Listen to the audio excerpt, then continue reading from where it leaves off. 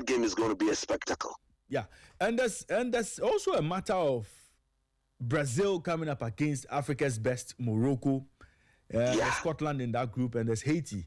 Maybe Haiti could be the whipping boy in that group. But in fact, Brazil, that is the reason why I didn't pick that group. Yes. And the fact that the Scottish, they've not been to the World Cup in over 28 years. Yeah. This is the first time they're coming in over close to 28 years. So I couldn't actually look at that. On form, I think Scotland is one of the team on form. Yes. And Morocco, clearly, because of what they did the last time and the consistency that they have played with since those performances at the World Cup, I think they are African hope, one of African serious hope of making this continent proud again. Their players are playing in the top leagues in Europe. Their players are competing almost everywhere they find themselves.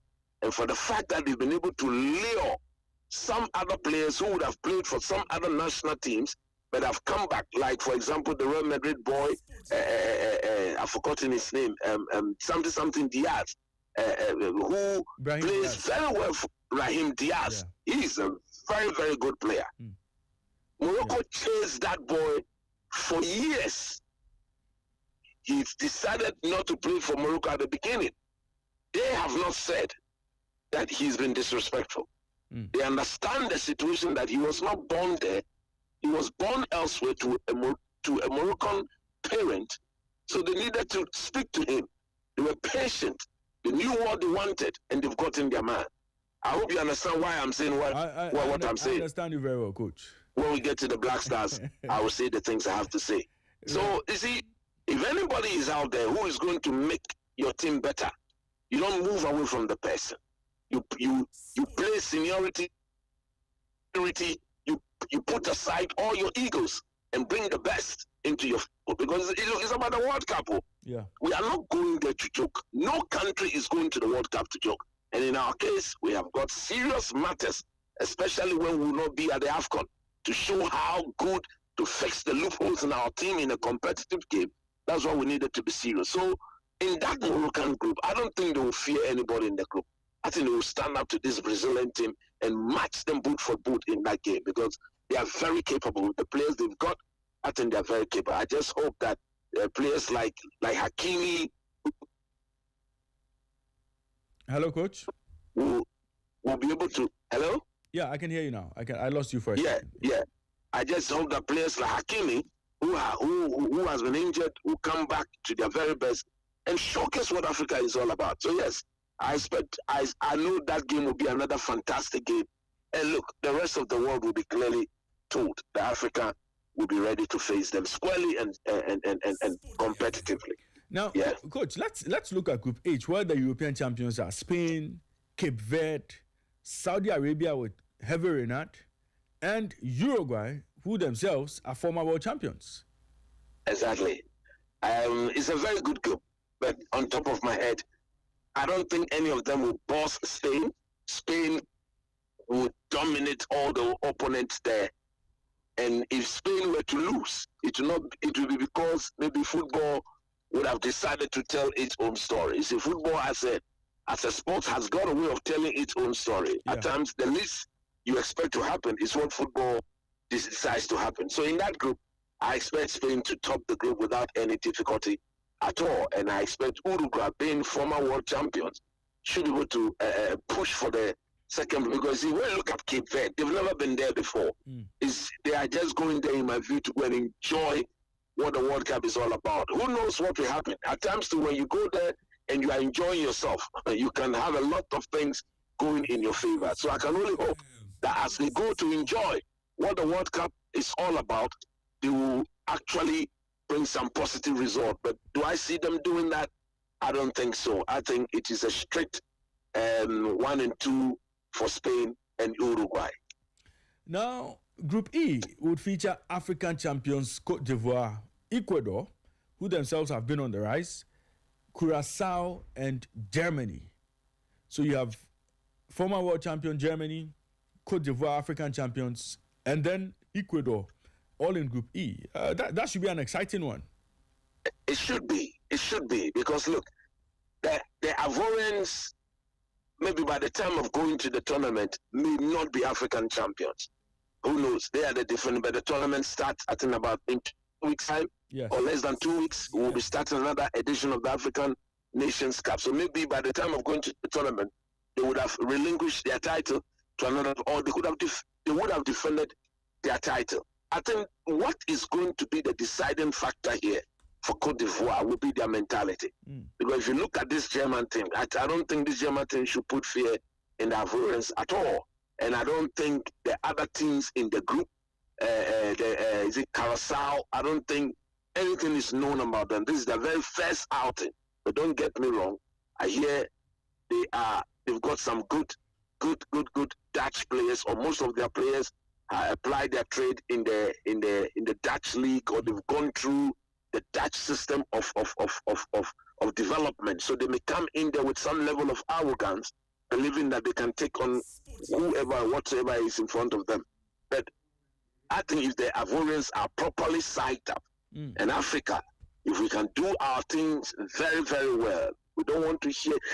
This is one of the groups where I think that Cote d'Ivoire, the people of Africa, should do everything practically possible to avoid all the bad stories that would normally be associated with the African teams, the issues of winning bonuses and stuff like that. I think if we can free ourselves of all these negative stories and get our team to focus on the task ahead, this is one of the group where I think an African team should be able to qualify with all certainty that, look, we've got what it takes to go through and go to the next round. So I expect Cote d'Ivoire and Germany to push for the first two slots in that group.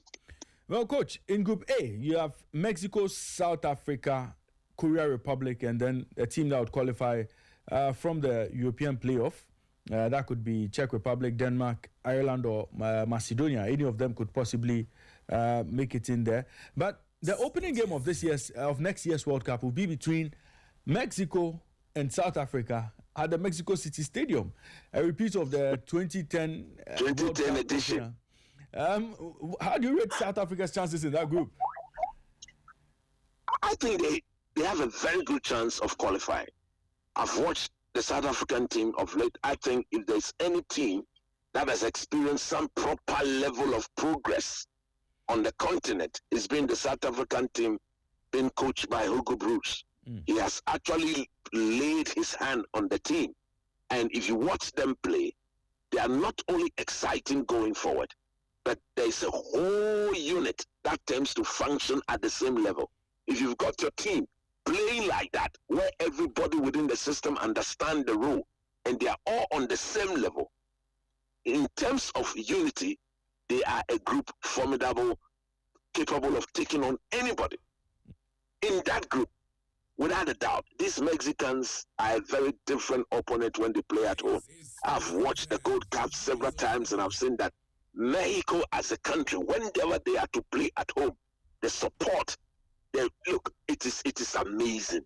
For me, let me admit to something. During the draw, I was hoping that the Black Star wouldn't play any of the home nation, any of the host country. I didn't want that, because that comes with some level of favoritism, some level of pressure, not only on the home team, but on the away team. And of course, we all know the way the people at FIFA do that. If you ask them, they will say they want the host nation to go as far as they can in the tournament, because that keeps the mileage of the tournament beyond measure. So I was hoping that the Black Stars don't meet any of them, because look, you know what is capable of happening. So in that group, don't get me wrong, the Mexicans are a very, very good team. I've watched them play of late. Although they qualify as host nation, but they've been involved in some competitive game like the qualify, just that they performed very well and then they stepped out because they are they are automatically to be there. If I look at that group, again, I don't expect to have any negative stories when it comes to South Africa. They are so professional in doing or in dealing with some of these things, and I expect them to keep calm and then keep focused within the group and allow Hugo Broos and his team to showcase. Again, it's about they staying focused throughout the games that they will be playing. One of the biggest problem of the African teams, we tend to start our games very, very well. And last 15 minutes, then our teams tend to switch off. If you go through the history, when it comes to the African teams, most of our teams have been punished at the World Cup in the last 15 minutes of games. And I've always been asking myself, why has that been the case?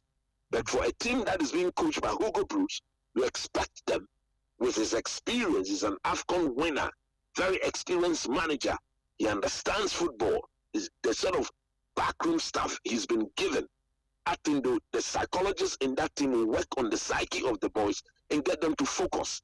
Once South Africa focus, I think they will push Mexico for the first 2 slots in the group. Look, I expect the African teams to go out there, respect their opponent, show no fear, and get the job done. Now, defending champions Argentina have an African opponent in there. That's Algeria. Algeria, Austria, and Jordan. Algeria should find a way to survive in this group, shouldn't they? Unfortunately, I don't trust the North Africans when it comes to such tournament. Until Morocco did what they did, it was extremely difficult to have them go to a major tournament and bust it. The Algerian team, since they won the AFCON, has been going through a lot. And they have virtually gone through some degree of transition. So the inexperience is there. If you look at the fact that they'll be playing against the world champions, that is a game that, in my view, will be too much for them to bite. But having done that, if they can find a way to get themselves at least one win in that group, I foresee that is one of the groups to produce one of the third place team. But like I'm saying, I'm not so sure of what they will offer. So on the case of Algeria, I would like to hold it back a bit and then take Argentina obviously to top the group, but give the Algerians or tag them as the dark horses, and they could go out there and pull a surprise, my brother. Now, Coach, there's a little matter of Egypt as well, because they find themselves in a group where, with Mohamed Salah possibly returning to his best, they should be able to survive. There's Iran, New Zealand, Belgium, and Belgium have gone past their golden generation, and I think that right about now they should be trying to play more as a team rather than rely on individual brilliance. Egypt, Belgium, Iran, New Zealand. What's your take on this group? I think I'll go for the Belgian team and then the Egyptian. Look, if the Egyptians if they don't step out of this group, I'll be massively disappointed. Because like you said, if you look at the team there, New Zealand, I don't even know where some of their players play their game. They are not the sort of team that should put fear in Egypt. If you've got Mohamed Salah, if you've got in there the like of Mamouche, I hope Pep Guardiola gives that boy a bit more playing time when he comes back fully fit. And with the quality Egypt have got, and the fact that Egypt have been to the World Cup several times, and we've seen how close at times they've come to qualifying to the next stage of the tournament. They've always fallen short. And if you look at the games they've played, most of their games have been of fine margins. This time around, I believe it will be Mo Salah's final and major World Cup tournament. He will not go for the next World Cup. And that is why they should go all out and play their heart out for not only the people of Egypt, but for the rest of Africa. I expect the Egyptians to qualify from this group alongside Kevin De Bruyne's Belgium, in my view. Now, let's look at the final African team. That would be Tunisia before we get to the Ghana group. Tunisia will play against Netherlands, Japan, and the winner of the Euro Playoff B. That could be Albania, Poland, Sweden, or Ukraine. What do you make of the chances of Tunisia? They have been very awful at World Cup tournaments. Exactly. You have something that is exactly what I was going to say. I don't trust them. I put them in the category of the Algerians. So and if you look at Japan and you look at please remind me of the other team. Netherlands, Japan, the Netherlands, and then a playoff team. Yeah. I don't see how they make it. To be honest with you, I don't see how they make it. Maybe they should go there and enjoy themselves, just as I said about Cape Verde, and hopefully something may come out of it. They will have to step out of themselves, step out of that boundary to have any chance of putting up a surprise in that group. Because at the end of the day, they will need to play above themselves. I don't trust them. So I want to see them at the AFCON. Actually, teams like Tunisia and Algeria and co, I want to see how well they handle themselves during this AFCON, because that, in my view, will give me a fair opportunity to see how well they will perform at the World Cup. And so because of that, I don't think I can put too much hope on Algeria and for them to on Tunisia for them to qualify. So again, that is one of the African teams that will give me my most surprise package.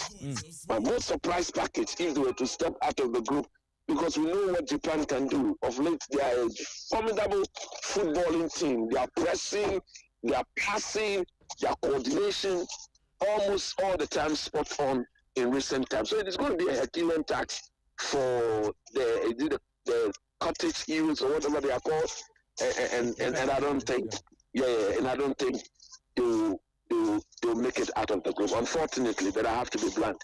If they were to do so, they would have given me the biggest surprise of the tournament. Right. Now, Coach, let's come to Group F. Ghana, England, Panama, Croatia. Where do you put the Black Stars in all of this? Let's rate their chances against all the opponents they'll be coming up against. Look, it is a very, very difficult group. I don't know, but for some reason, when the draw was going on, just before the draw, I was at a radio station and I was asked, who or which country do I think the Black Stars will meet? I don't know, it just came out of me. I said, we'll meet England, we'll meet Croatia. I couldn't predict the third country. And the host of the program said, Coach, I said, look, I think we'll meet these two teams. And I don't know why I said so. But if you understand football like I do, like you do, you know that it is indeed a very, very difficult group. Yeah. There's a reason why even Panama is ranked 30th and we are ranked 72nd. This Panama team that almost everybody seems to think that we will go past them with cheeky ease, I think is going to be one of our most difficult and dangerous games, because we've got that history where our start to a major tournament has always been a bit suspect. And that will be our first game. We will not have the chance to test our players at the AFCON. So the next serious competitive game of the Black Stars will be in March, when the qualification to the 2027 AFCON would have kicked off. But that will not allow us, if we had qualified for the AFCON, then we will be playing against the big boys of Africa. You see, when the draw comes, we'll be giving Chad, we'll be giving Niger. You don't want to be playing against such teams when you are going to the World Cup in the next 2 to 3 months. So I'm a worried man, because at the end of the day, we'll only be seeing our Black Stars playing against countries that will help us prepare for the World Cup in friendly games. And that, the competition level, the competitive level of such games will usually be suspect, because the players from the Akamikun experience, I am aware that they will not commit themselves to such games, putting in all the crunch tackles, because the man wants to be at the World Cup. And I'm one of those who believe that when you are calling your team as a coach in preparing to the World Cup, don't put anybody on standby, or don't put people on standby, but you must be able to mention your first team. If it is 26 you are coming with, mention only the 26, not more than 26. Take them to the camp and demand of them what you expect of them in preparing your team for the battle ahead. Nobody should go and call over 30 players and say we are taking them and then we'll drop one or two. No, don't do that. It is a wrong approach to preparing for a major tournament like this. So the point I'm making here is that when it comes to the Black Stars of Ghana, we are in a very difficult group. Look, the English team, I believe, will top the group. Let nobody see. Some of our people have been carried away. We are playing against England. They are colonial masters who, no, come on. Their team is far better than our team. Truth be told. Yeah. In their last 4 major tournaments, they have gone to the semifinals, the quarterfinals, and they've gone to the final twice. In our last 4 major tournaments, I'm talking about the current core of the Black Stars and the current core of the English team. In our last 4 major tournaments, we've been abysmal. We've been shambolic. It's unacceptable. If you talk to Croatia, but for Argentina being so good at the last World Cup, Croatia would have ensured that we would have had a back-to-back finals between they and France. True or false? True. And that is the team we find ourselves with. They've moved past their golden generation. But what has made their transition so smooth? They've gotten the same man in charge. This is the man who understands Croatian football. He understands the psyche of the Croatian players. Every young up-and-coming Croatian player will want to play under this coach. So the unit or the sort of foundation he has built for the people of Croatia when it comes to their football is amazing. So for me, we are going to the tournament with a lot of disadvantage. Look, this is something that most people don't want to say. But everybody knows Coach Nimley. You know my stand. Yeah. We are going to the tournament, and if you look at the technical team, ours is the weakest. That England technical bench, ours comes nowhere closer. The Croatia technical bench, ours comes nowhere closer. The Panama technical bench, ours comes nowhere closer. So already we are as a huge handicap. Don't get me wrong. We can put things together and make it work. Look, Akwesi Appiah was sacked. Akwesi Nyantakyi 3 weeks to the AFCON. 3 weeks to the AFCON in 2015. Yeah. But for luck, Van Grant would have won the AFCON for the Black Stars of Ghana in 2015. The last time Algeria won the AFCON, they sacked their coach and appointed a new manager 2 weeks to the tournament. They won the AFCON. Yeah. The last time Cote d'Ivoire won the AFCON, they sacked their head coach, handed the coaching duty to his assistant. During the tournament, he won the AFCON.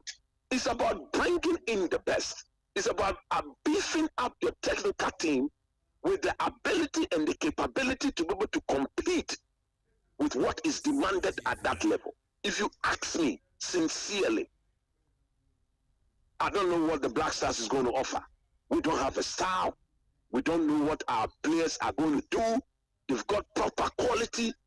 You don't doubt Mohamed Kudus. You don't doubt Thomas Partey. You don't doubt Jordan Ayew. But you and I know the importance of coaching at this level. These guys, no matter how experienced and well good they are, they need to be guided. They need to be put together as a group, as a block, as a unit to enable them perform the task ahead. We cannot just go and deploy them anyhow and we'll get punished. So I'm a worried man. I'm a worried man not because we don't have the players. I'm a worried man because I believe sincerely that our technical team is very weak. I'm a worried man because within their weakness they've not established any pattern of play. I'm a worried man because certain players are not being properly developed. We've not seen the best of Gideon Mensah. We've not seen the best of Ali Seydou. We don't know who is going to partner Thomas Partey. These are fundamental questions that need to be answered. The system doesn't bring the best out of some of our top players like Antoine Semenyo. He's played over 22 games for the Black Stars. He scored only 1 goal. I am worried. Inaki Williams, I am worried. Therefore, that will take me back to the point I was making. That if you go to Morocco, that Raheem Diaz boy, he turned them down severally, hoping that he will play for Spain. But when it became clear that he will not get the space, the people of Morocco, the FA of Morocco, the coaching of the FA president of Morocco did not say that your friend now on fire and he will not go back. They went back because they knew or they are aware that when he comes into their team, he will make them better. It is a humble plea. I am on my knees for the very first time, and I'm begging the people at the Ghana Football Association, including Ketukreko, my boss, Michael Osekle, my boss, the General Secretary. Prosper. Look, Prosper Ado, please, Otuado, please. If there's a Ghanaian out there who can be brought into this team and will make our team a better team, nobody should compromise on that. Nobody to say, now who your friend one far, we called him, he didn't pick the call. And so what? You don't commit $13.67 million. You don't commit close to $14 million. You don't commit 150 million Ghana cedis. I listened to the Honorable Minister yesterday. There's every possibility that budgeted amount of money may not even be enough. You don't spend this amount of money of the taxpayer and allow your emotions to deprive the people of this country of our joy, of our happiness, and our progress. You don't do that. You are working for us. We plead with you. We are very, very humble. Please take the best decisions in the interest of this country. If there's any player out there, the goalkeeper at Eze Akman, the Inketia of Crystal Palace, Hoxton Odoe if any of these guys, listen to me, I'm not saying just invite anybody at all. I'm saying that if the coaching can be such that when these guys are brought into our team, it will make our team better. Please, without humility, let's forget about things that had happened. After all, what were we expecting of them? They were not born here. They were not trained here. They lived their lives outside of this country. So we were not expecting that at the time, the moment we approach them, they will accept to come and play for us. Please, put all the selfishness, the ego, everything aside, and let's think Ghana. Let the Ghanaianness in you aid you in making your decision, because it is clear. So my brother, if you ask me of my group, I think the English will top the group. And I think Croatia, if you understand how these Eastern European countries play their football, the fact that in the major tournament, they are a formidable team, very difficult as a block to crack. If we don't put our houses in order, if we don't do the things that we are supposed to do, look at that technical team. Coach Otto Addo, Desmond Ofer, my good friend John Pencil, and then of course, Shefa. No more Shefa, Enani. But coach, come on, I want to try you know. It's 79 years. No, Enani. That is a weak technical bench. No, we are not going to be playing with Chad, Niger, Sudan, and those people. It's not Central African Republic we are going to be playing with. We will not take the people of Ghana to America, Canada. I was very confident that we will not even go to Mexico. We were playing all our games and we'll stay in the tournament and continue to play in America and Canada till we come home. We are not going there to come back after 3 games. So it will not happen. And nobody should stop or should allow that to happen. We are begging them, please, beef up this technical team. I've given you the examples of Avangran, of Algeria. Look, we're coaching, I'm a shackle. We're coaching team, I'm a shackle. Me, I'm a carne. I don't hate them, I love them. But I have followed the World Cup, and the draw even showcased that it is Tuchel. It is what? Christensen. Normally, I don't remember the coach of the other team name, but he has a very... Zlatko Dalic. Zlatko Dalic. I don't need a second invitation, though. I know what they can offer. I know what we are up against. So please, beef up. Look, there will be nothing wrong if we go and bring a top coach and say, Otuado, this man is better than, so you assist him and let's go. After all, even Otuado, there was a time in the life, he said, I don't see myself coaching Ghana. Even for him, we forgave him, and he's now the head coach. So whatever Nketiah might have said, whatever Hudson Odoi might have said, whatever every other Ghanaian player anywhere who we approach might have said, forgive them. Forgive them. Forgive them. No. Forgive them. And bring them and make our team better. No, coach. You see, yeah. My last point. Okay. The good Lord has his own way of telling it, doing his things. Mm-hmm. Football has got a perfect way of telling his own story. Yeah. Imagine Nketiah playing for Ghana against England. 15 minutes to go. It's goalless. It's 1-0 in favor of the English, or goalless. And Nketiah is introduced. He want to ship everybody in England. Mm-hmm. That motivation alone will pump this boy up and get him to deliver. Look, we saw Kevin Prince Boateng in 2010 against that German team. But for that long range from Mesut Ozil, the German team wouldn't have beaten us. Yeah. Akwesi Appiah learned from Milo. So in 2014, when we met them again, we were the only team to have stopped them from beating us. They walloped every other team they came across. Even the host nation, it took 7. So we've got what it takes to compete. Let's strengthen every department of this team. Our laterals, problematic. I need to say, do make any more. I mean, I'm check me. You know, FIFA, I know your job. But coach, yeah, coach. Before you go, between now and when we play the World Cup, there's the window of playing a couple of friendly matches in March, and then possibly play a few warm-up games before the tournament. If Otuado is expected to bring in new players to occupy certain positions, you know, would they have enough time to gel and properly become that well-knit unit before we see them deliver at the World Cup? Is that part? Because as we speak, Thomas Tuchel knows his starting 11. Barring any last-minute injury, Thomas Tuchel knows his starting 11. This is Sporty. Christensen knows his starting 11. Dalic knows his starting 11. Are we now going to chop and change and now try to figure out how this team is going to play? Otto says he wants to play a high press game. You know, do we have enough time to do all of this? If you have a very good coach who is very clear in his instructions and the player understand the clear message, Otuado himself is confused. We don't know whether we are a high-pressing team, we are a counter-attacking team, we are a medium block team, we are a transitional team. We don't know. Do you know? No. Do you know? No. We've watched the Black Stars under this manager for several months now. I don't know. I can't tell.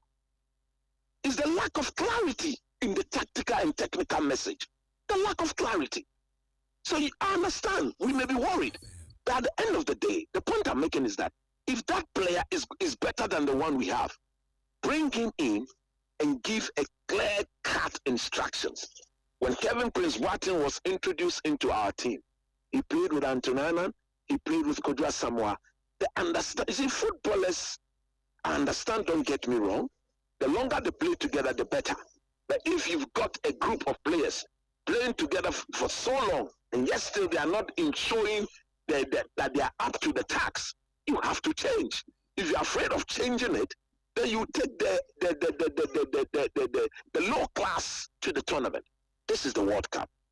Bring in those players who make our team better and be clear in your tactical instructions. They are professional players. You will know how to navigate, how to handle, how to stay within the group. Look, me, I'm one of those who believe that if the boy child doesn't go to school, unless he's extremely talented, he should not be allowed to play football. Because football, as a result of the way it has evolved, the players should be able to take the message and decode the message and make their work very easy. If you are a player and you cannot decode a clear message from your head coach, you've got no business being in there. Make our team better. That is all we ask for. If you have to bring in the changes that will make our team better, do it and let's see what happens. It is better that way than to take somebody who will not be up to the task, my brother. Coach, my final question. Well, Coach Otuado used 51 different players during qualification, throughout the qualification series as we qualified for the World Cup.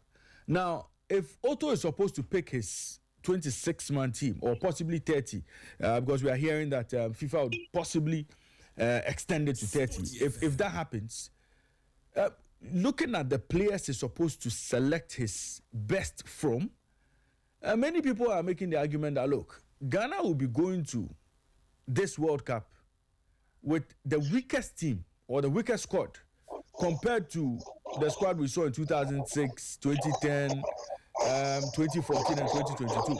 Do you agree with that assertion that this could possibly be our weakest team, our weakest squad at the World Cup?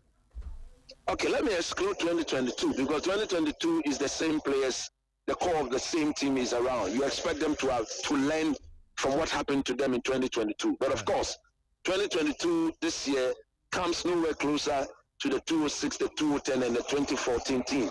2014, but for our bad management of our team itself, that team was good enough to step out of that group against Germany and Portugal. That team was good enough to go all the way at least to the quarterfinals. So I agree with those who believe that the team we have now is not as strong as the one we had in 2010, 2006, and 2014. But that is what we have. That is why some of them are saying that within the pool of 52 players, if there are one or two of them out there that you did not use, that could be part of the 30, that will make our team better. No hesitation whatsoever. Get them within the fold because we don't owe anybody. No player is owed the right to be at the World Cup. Nobody. I believe Thomas Partey is my man. Thomas Partey, in my view, is the player we cannot do without in this tournament. But he has to earn the right to be at the World Cup. And I have no doubt that he will earn the right to be at the World Cup. So if the one I consider to be the most untouchable player in the team, I'm not saying has got an automatic position in the team. Sporty FM. Who else has? Nobody has. So if there's somebody who played for yesterday, I listened to Honorable Kofi Adams. He said, we don't owe anybody. We don't owe anybody. Once FIFA disperses the money, they'll be giving their money. So we don't owe anybody. He said that, didn't he? He did. Yes, he did. So whatever work you did for us as a country, we've paid you. Haven't we? We've paid you. Yeah. So once we've paid you, we've got the right to make our team better without you. It's as simple as that, my brother. Coach, I'm sure it's a developing story. And next week, God willing, I'll find time to come to the studio. Sure. This discussion will continue all the way to the FIFA World Cup. So, as and when there are changes, we'll definitely have time to discuss a few of the issues surrounding the Black Stars. Thank you very much for your time, Coach. And thank you too, my brother. Same to you. Great. And that was Coach Christopher Nimley. And for those of you who know Christopher Nimley, he doesn't take hostages at all. I mean, he says it as it is, and as always, very fiery. You know, you've just got to love Coach Chris, Kelvin. He doesn't joke. He doesn't joke at all. I like it. He's very vocal about how he feels, regardless if he have a different position on. He's always top there, and I think I like how he's very much strong on his position and his words when he feels that certain things should be said. But I think Gavin, we haven't spoken since the World Cup draw. I mean, we haven't had time to extensively look at the World Cup draw, and the interest really would be the group that Ghana is in. Maybe we should just start from there. Now, we find ourselves in a group with team ranked number 4 in the world, England, ranked number 10 in the world, Croatia, ranked number 13 in the world, Panama. We start our tournament with a game against Panama, second game against England, third game against Croatia. Do we stand a chance of finishing possibly as the first in the group, second in the group, or the best third place team in this group? Well, thankfully, this World Cup offers you an opportunity to finish as part of the 8 who would finish third. The best 8 who will finish third. And I think that is where Ghana, should be able to, make that progression. Now, looking at this particular group, I am very glad we are playing Panama as the first game. If you're able to win that, on paper, that is the likeliest game Ghana can win or get a result. Now, if Ghana is able to win that particular game, it means that they have 3 points already. All you need to do is to secure a draw against England or Croatia, which I think is doable especially against Croatia. On that note, hold that thought for me. Hold that thought for me because it's getting interesting. I like your permutations. Beating Panama, getting a draw. Okay, well, let me get onto the phone lines and let me speak to former editor of Kotoko Express. These days, he does a lot of work in the church. Let me introduce my guest. Jerome Otri is on the line. Jerome, good morning to you and welcome to Sporty Breakfast. Good morning, Raymond, and good morning to my confident friend Kelvin Osuanta. Kelvin, you know that. I like his confidence. He reminds me of one of our friends who is in the US now, Benedict. He will be he will be predicting AFCON triumphs and everything. And then when he goes to the tournament and covers it, he comes back home crying.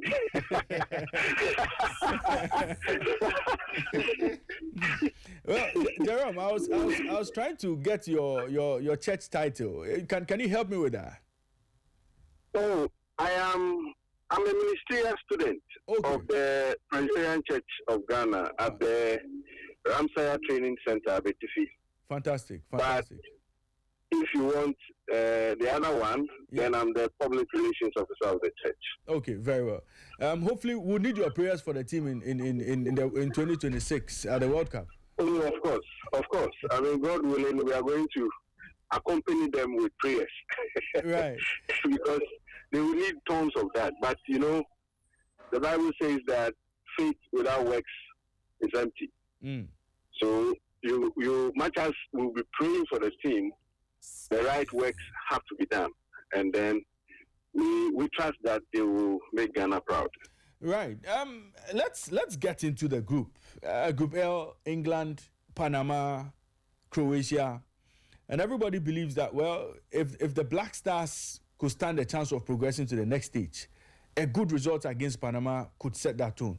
And what do you make of the draw itself and the chances of the Black Stars as, we seek to mount a credible challenge at next year's Mundial? I think the draw was nice. I couldn't watch the entirety of it, but the little that I saw live, I was telling myself that the Americans always have a way of doing things, and they always will do it differently from the way we have known it. It got to a point I thought it was getting boring, but then, it is America, a world superpower, and when they are in charge, they always want to show it. In terms of the group, I mean, where Ghana finds ourselves, I think that it is fair, but for the Black Stars' inability to win matches, and I'm talking about winning against proper competitive opponents, I would have entertained no fears at all.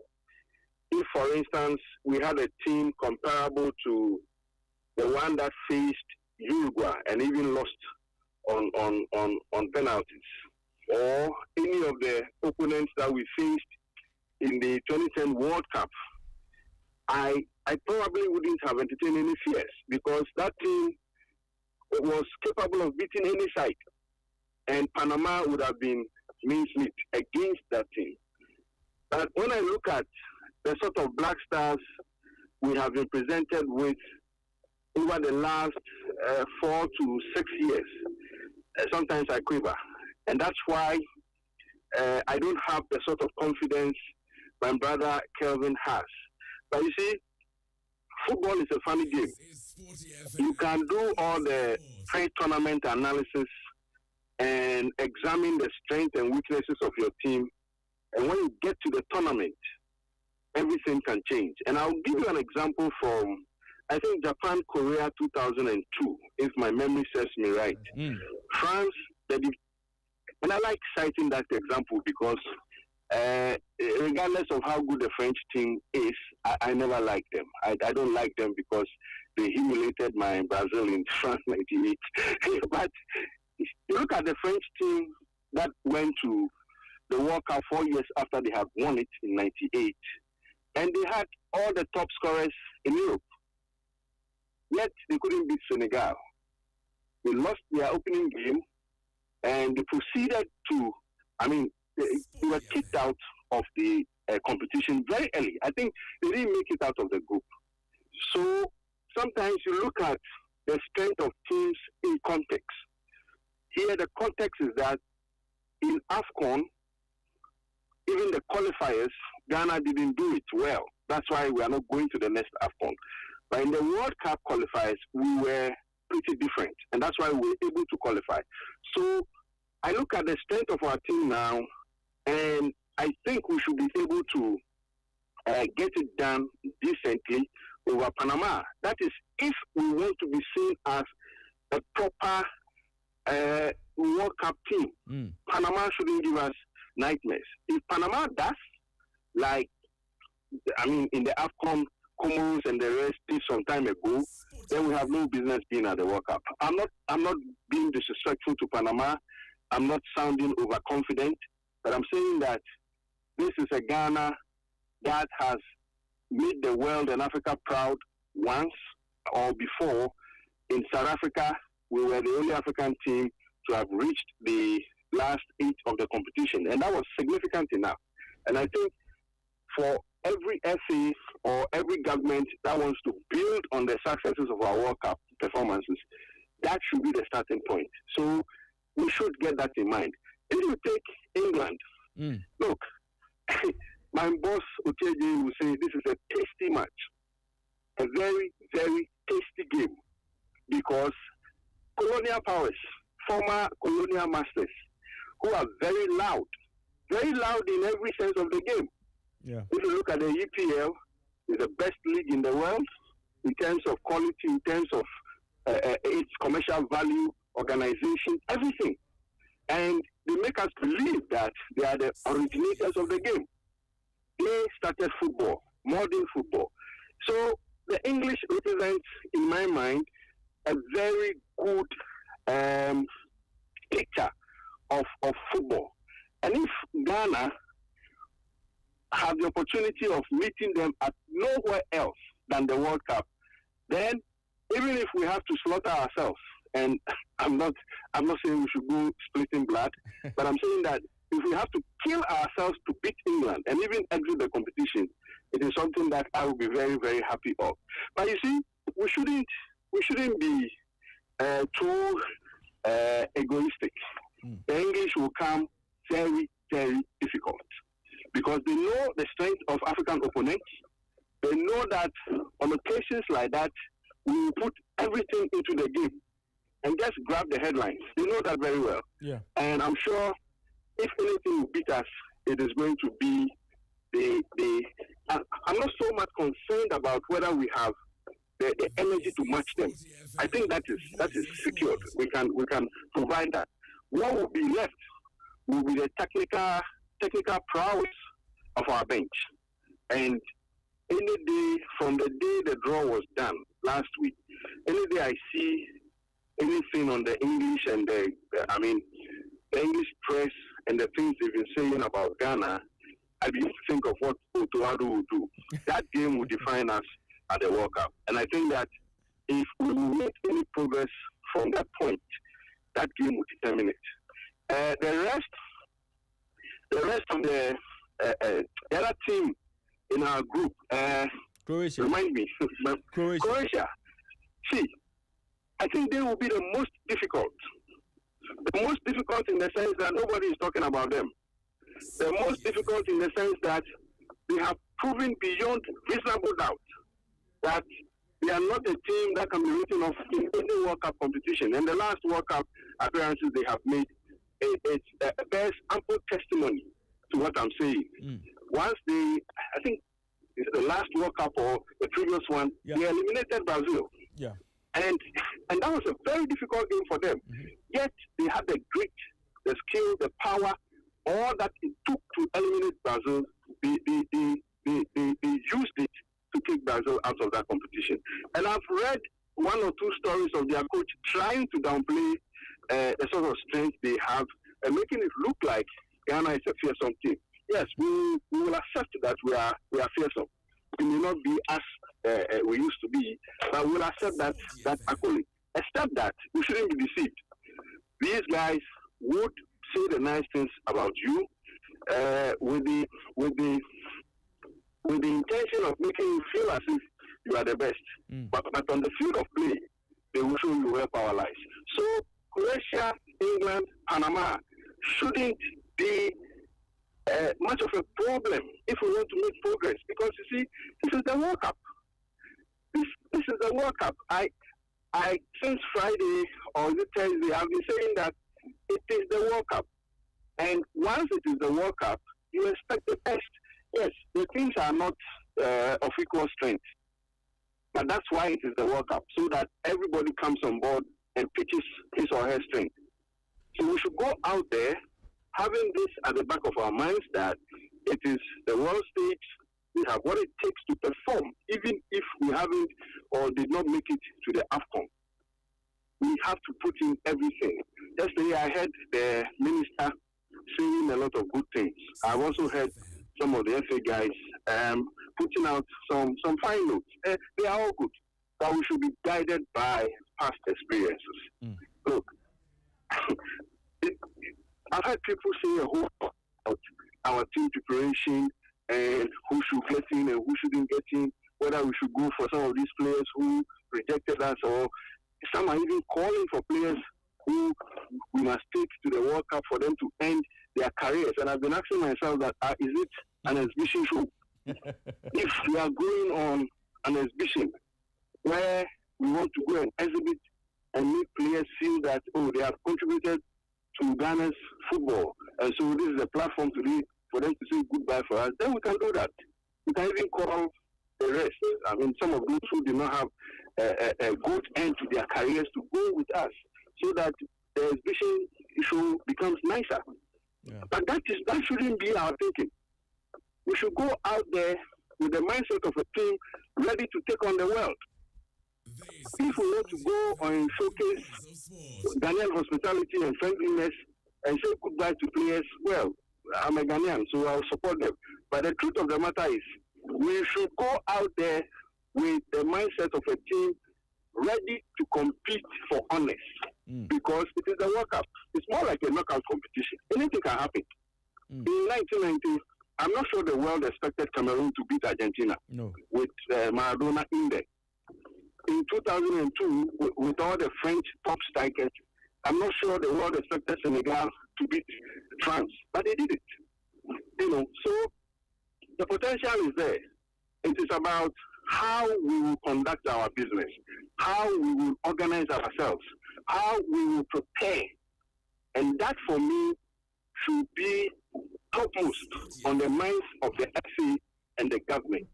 The government in particular, if I should add this one, should be guided by history. We should, for once, show that we learn from our mistakes. Because the last few years of tournaments that Ghana has participated, we come back, if we are not setting up committees to probe what went wrong, we report of scandals. We should learn. It's the biggest football competition in the world. Yes, we want to take fans to go and support the team. How we do it is as important as how the players play on the field. Because don't forget, a lot of the distractions, the things that have prevented the Black Stars from performing and doing the things that we expect of them, never come from how the players perform on the field. In my view, it is always distractions from if it is not from the government, it's from the FA.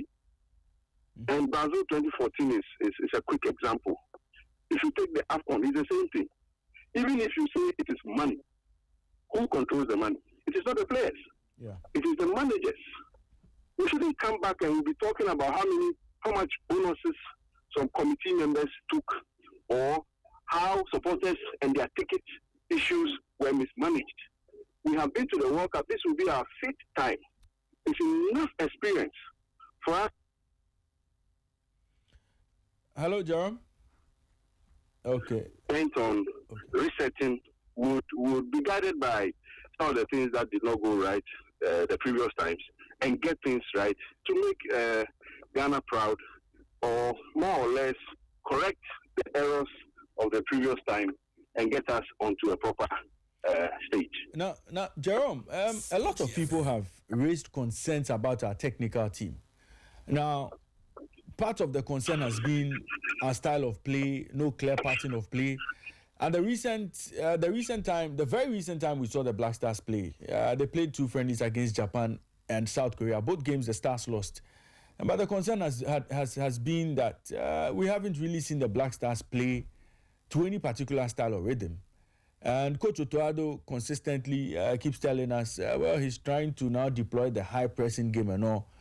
The concerns of the technical ability of the team, should we be worried? Or, well, come World Cup, they may come good with whatever it is that they are cooking?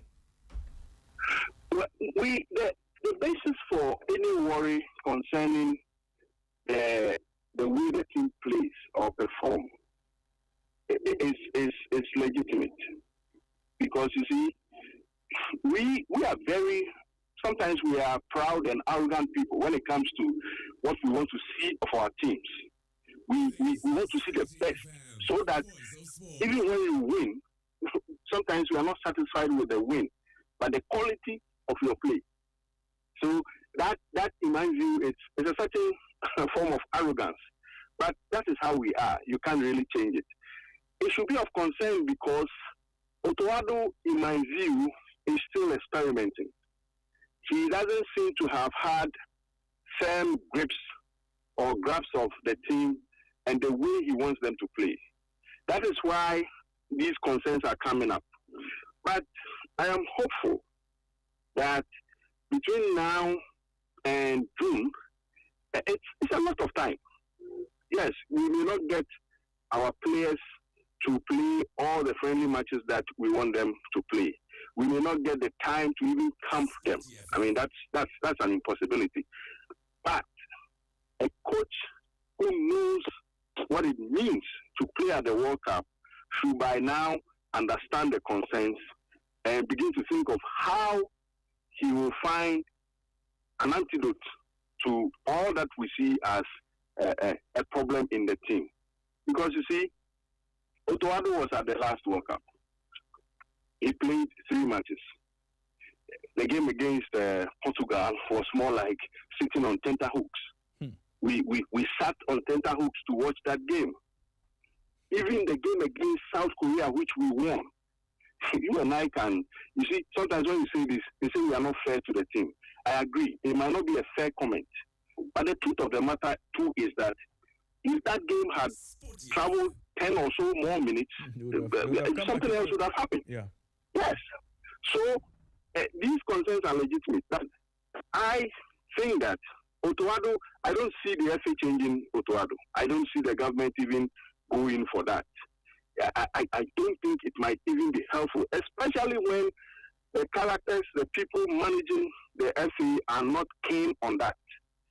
And also when the government doesn't appear to have the money to go for someone better and bigger than Otoado. So we have to make do with Otoado and encourage him that what we are seeing with the team is not what must be seen of a World Cup team. And whatever he needs to do, there's enough time. 6 months is a lot of time to plan and prepare for your team, so that when the World Cup squad is made, we are not going to have doubts over 1 or 2 players who have been called because we didn't see their performance or we have not seen how Otoado sets up his team. The 2 friendly matches you speak of, sometimes I am reluctant to use these matches because you see, the players that play are always fringe players. I mean, the last game, some players pulled out. They were citing a lot of reasons. Yeah. But the fact of the matter is that when you go into friendly matches with fringe players, even if you deploy the best of tactics, even if your technical arrangement is the best, it is bound to change when your regular players come. So I'm careful not to be drawn by, friendly matches so much. But we know the problem of Otoado. He should be clear in mind what he wants to do. Because the World Cup stage will not be a time to experiment. He has still been experimenting. We can pardon him. He's used the experiment to qualify. That's enough. The World Cup stage, with all the backers he has, whether it is not enough or not, we demand the best, and they should be able to provide it. Right. Thank you very much, Jerome, for joining us on the show this morning. This is a conversation that would keep having until possibly the naming of the squad and every other thing that concerns the Black Stars. Once we've started the Black Stars discussion and the World Cup, I'm sure we are going to keep the fire burning up until the World Cup proper and even beyond. So, Jerome, we thank you for your time on the show this morning, and hopefully we'll catch up again some other time. Yes, thank you, and have a nice day. And we wish you well. We wish you well on your journey to become the man standing on the pulpit delivering sermons. Thank you so much. I will come and sermonize on sports. Thank you very much. Thank you very much. Right, and that was Jerome Autry. He's a former editor of Kotoko Express. These days, he works as the PRO for the Presbyterian Church of Ghana. And very soon, we hope to see him in the pulpit delivering solid sermons. Definitely, we'll be calling on him to say a few prayers for the Black Stars as we go to the World Cup as well. So that was Jerome Autry sharing his thoughts with us on the Black Stars draw. Kelvin, you were doing a bit of permutation for me before the call came through. Let's revisit your permutation. Ghana versus Panama, all through to Croatia. Let's have your take. Well, I know that these are games that I would love to see Ghana, get maximum points and progress. Like I said, and just like Jerome is saying, if we cannot beat Panama, then we have no business. If we cannot beat Panama, we have no business at the World Cup. Which I think that Panama should be a team that we should at least manage to get that result over. On paper, fine, they may be ranking better than us, but if you look at the kind of quality that we have in our team, the kind of players, players playing at top level in La Liga, in France, in the Premier League, if you are playing if Panama is playing just against Mohamed Kudus, Antoine Semenyo, having Iñaki Williams, Fatawu Issahaku, Mohamed Salisu, these are players playing in top European leagues and in the UEFA Champions League. You should be able to stand up against them. But the question is, are we building a very solid team that can withstand, others? And I think that Otto, has seen this team all through and through. He made that failure for the AFCON. He picked up the pieces and qualified the team for the World Cup. And I should expect that he should put together a team that would be able to beat Panama. And like I said, once you have 8 more teams, at the Under-17 World Cup, the reason why I'm saying this, at the Under-17 World Cup, Morocco lost their opening 2 games. And then they decided to beat New Caledonia 16-0. Yes, and they qualified. 3 points. Other nations also qualified with 3 points, but better goals aggregates, which I think that the Black Stars can do that. If you beat Panama handsomely, you could possibly force a draw against Croatia. Croatia's team is not, the same Croatia that we used to know. The likes of Modric, fine, he may be in the team, but he's agent. You don't have the likes of Perisic at top levels. There is no Ivan Rakitic like you talk about 4 years ago or 3 years ago when they were playing at the 2025 World Cup, 2022 World Cup in Qatar. That is not going to be the same case next year. So I think that these are games, fine. People will be thinking about England. It's quite difficult to play against them. They have all the quality. They have it so much in abundance to the point that they even know our players better than we may know them, because these are players who are playing with them. Semenyo and the likes of Kudus and all others, Issahaku and all others are playing there. So if you get a win and a draw, I am telling you, you are going to sail through to the next stage. Do we have the quality to get that? We have enough quality. Look at our team. Compared to our opponents? Yes, compared to Panama. It can be Panama. Look at Croatia's team. I don't know if we should go by Croatia's team. No, Croatia have a very decent team. Very, very solid team. There's Livakovic in post. Mm-hmm. There's Vardiol. Mm-hmm. There's still this guy. He plays for Pasalic. Yeah, Pasalic still plays. Kramaric is still up front for them. Mm-hmm. There's still Perisic who comes into play sometimes. Okay. There's still Luka Modric, who we even saw last night play for AC Milan. I mean, they still have a good club. They have Susic in the middle of the park. You think Luka Modric is the same Luka Modric that we knew? I mean, he's doing the business for AC Milan these days. Whatever role he has to play in that team, of course he would. And there's Budimir up front for them. They have this. Fine, they have a decent team. But look at Ghana's team. Kovacic, if care is not taken, I don't know if he can recover properly. Recover well. But they did without him throughout the qualifiers. Very good. They did without him because yes, just like I said, they build on the team and they had very good, like individuals who could push the team forward.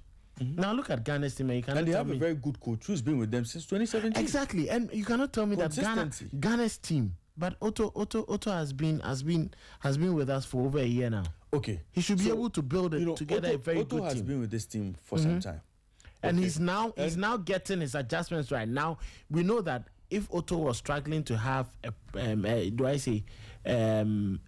partnership or a reliable partnership, a confirmed or consistent partnership.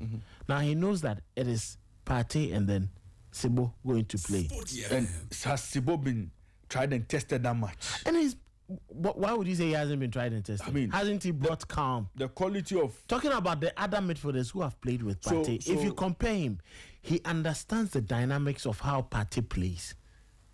He decides to complement what Partey does. But look at all the other midfielders that we've played against Partey. They all similarly are CMs, and they always want to advance, move with the ball, and move with Partey. But what does Sibo do? He decides to stay calmly, execute his job, not in a rush to burst forward, and make sure that Partey does all the work.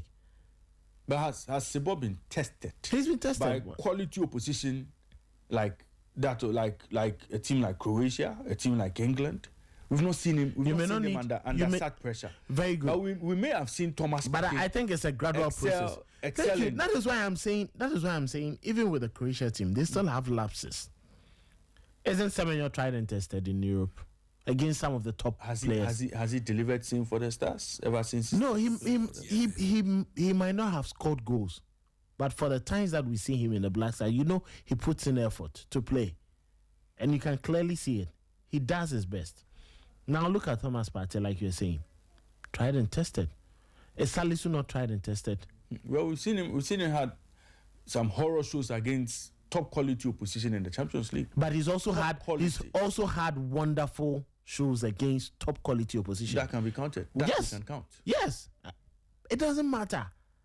How many players have top A games, class A games? The likes of Virgil van Dijk are struggling against Tanaka and the rest. Aren't they? Isn't he? Against Dominic Calvert-Lewin, who's virtually lost touch. But they are still playing. They are tried and tested. That yes, the Netherlands have confidence that he's going to deliver for them. So why not us? Isn't Semenyo tried and tested? Kudus at the biggest stage, at the biggest level. Is he not going to deliver? He's going to deliver. Jiku, do you still have doubts about him and his capability? Do you? Depending on is Jordan, are you not a player you can trust?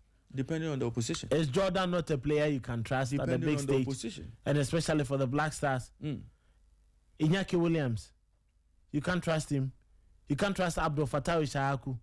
Then clearly we have no business going to the World Cup if these are players we cannot trust. But ultimately, I say that you may have all the players. Yeah.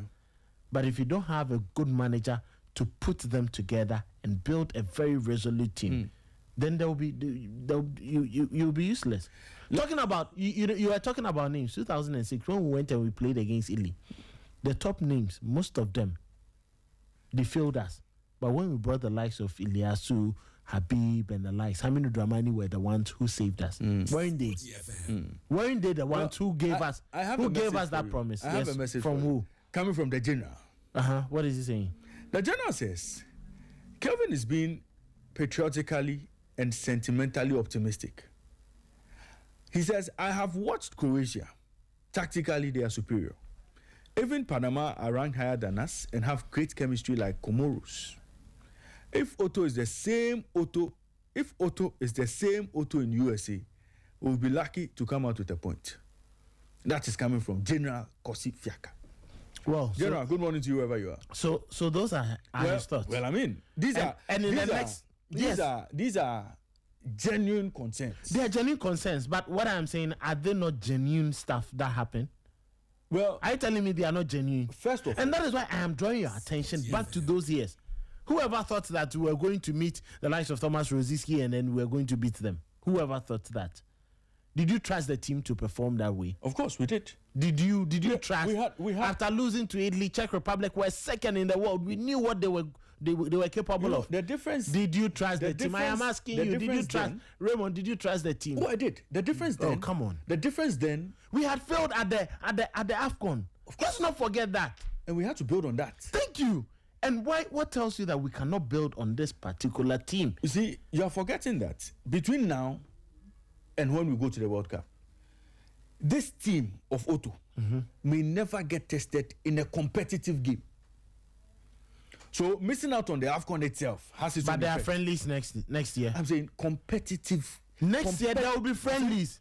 Games that would friendlies. What if you go to the AFCON and you miss out on friendlies? Wait, what if you go to the AFCON and you miss out in the group stages? I dare tell you. I am asking you, what if you go to the AFCON and you miss out from the group stages? Just like in 2006, we would have learnt a lot about the team when they come under strict test, not in friendly games. So in friendly games, a lot of players will play with their legs wrapped in cotton wool. But I'm telling you, in the 2006 Africa Cup of Nations that you are talking about, that were tested, how many of our regulars were even in that tournament? But it gave the coaching team, the technical team, another opportunity to see other players, and again help them prepare better for the World Cup. Very good. Now we don't have the privilege. Very good. So we have the privilege of playing high-profile friendly matches, and I'm saying that the friendly matches, you never get the players playing with the full commitment before tournaments. Ahead of tournaments, they will play. Oh, remember players got injured playing in friendly games. Very good. It will be fresh in the minds of a lot of players. So you are telling me you are telling me England cannot have players get hurt. We've seen the likes of Steven Gerrard back in the days get hurt and they were not able to play at the World Cup. But you see, the quality England have in their foot, England can raise 3 different national teams today. And you think Ghana cannot raise it? It's because we are blind to the quality that we have. Let's be sincere. Do we have quality elsewhere? We don't know. Who says we don't have? Show me. Who says we don't have? No, tell me. What do you see about quality? Quality elsewhere. Maybe our coaches are not helping. Apart from what we have now. Maybe they should take away the chronism and then the chronism name that they put. Name 2. Just give me 2 players who should be in the squad that we've not called yet. Which 2 players? Just give me 2 quality players out there that you think would be good additions to the stars that we've not called. Nyamador will come when he agrees. Isn't he quality? Let me. No, isn't he quality? I'm asking you, isn't he quality? He's quality. And who else? If you send Nketiah to the World Cup, between Nketiah, I'm telling you, between Nketiah and then Jerry Free, which one is a better option? Let me introduce Michael Asaiwodu. He's been on the line for long. You know, if people are rubbishing Ghana, because Panama has played and all that, because Croatia. No, why don't you give credence to the Ghana team? Do you know, even when it comes to coaching, what has it done? From Tuchel to Dalit to Christian. I am not. Nobody is downplaying. Nobody is downplaying the quality of these managers. Yes. What I am saying is, Otto can also have his part. When Otto was going to the World Cup to go and play against Portugal, South Korea, and the Uruguay, was he way ahead of the South Korea coach? Oh, of course. Oh, come on. Come on. Of course. Okay, you continue. Let me bring in Michael Asaiwodu, who's joining us from Sporty 91.3 FM in Kumasi. Michael, good morning to you and welcome. Good morning, Raymond. Good morning, Calvin. It's great to be on the show. Well, I'm sure you've been following the discussion. Yes, I have. Looking at.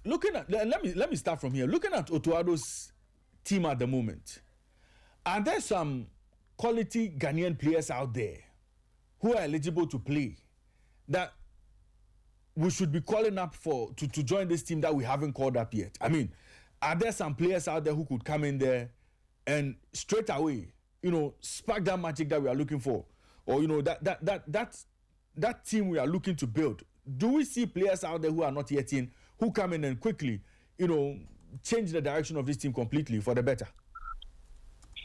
Yes, I may not have all the data available, as regards Ghanaian players abroad and how well they are faring at their respective clubs. But I think, yes, if you carefully study the team that we have, it is a team that is crying for more additions to improve the stakes as regards where we are and where we expect to get to. You can break the team or segmentate the team into various departments. So for the goalkeeping department, for instance, you look at Benjamin Asare, and then recently we've added other keepers to the position. And the question is it good enough?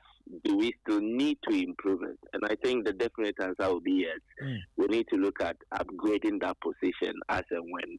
Atizigi has been with us right from for the past 6-7 years, and he was in the goalpost when Ghana played at the last FIFA World Cup. So in terms of tournament experience, he has it. If you add Benjamin Asare, by virtue of what he's done since he's been in the post for the Black Stars through the World Cup qualifiers and even our last friendly engagement with South Korea, clearly he's winning a lot of Ghanaians over.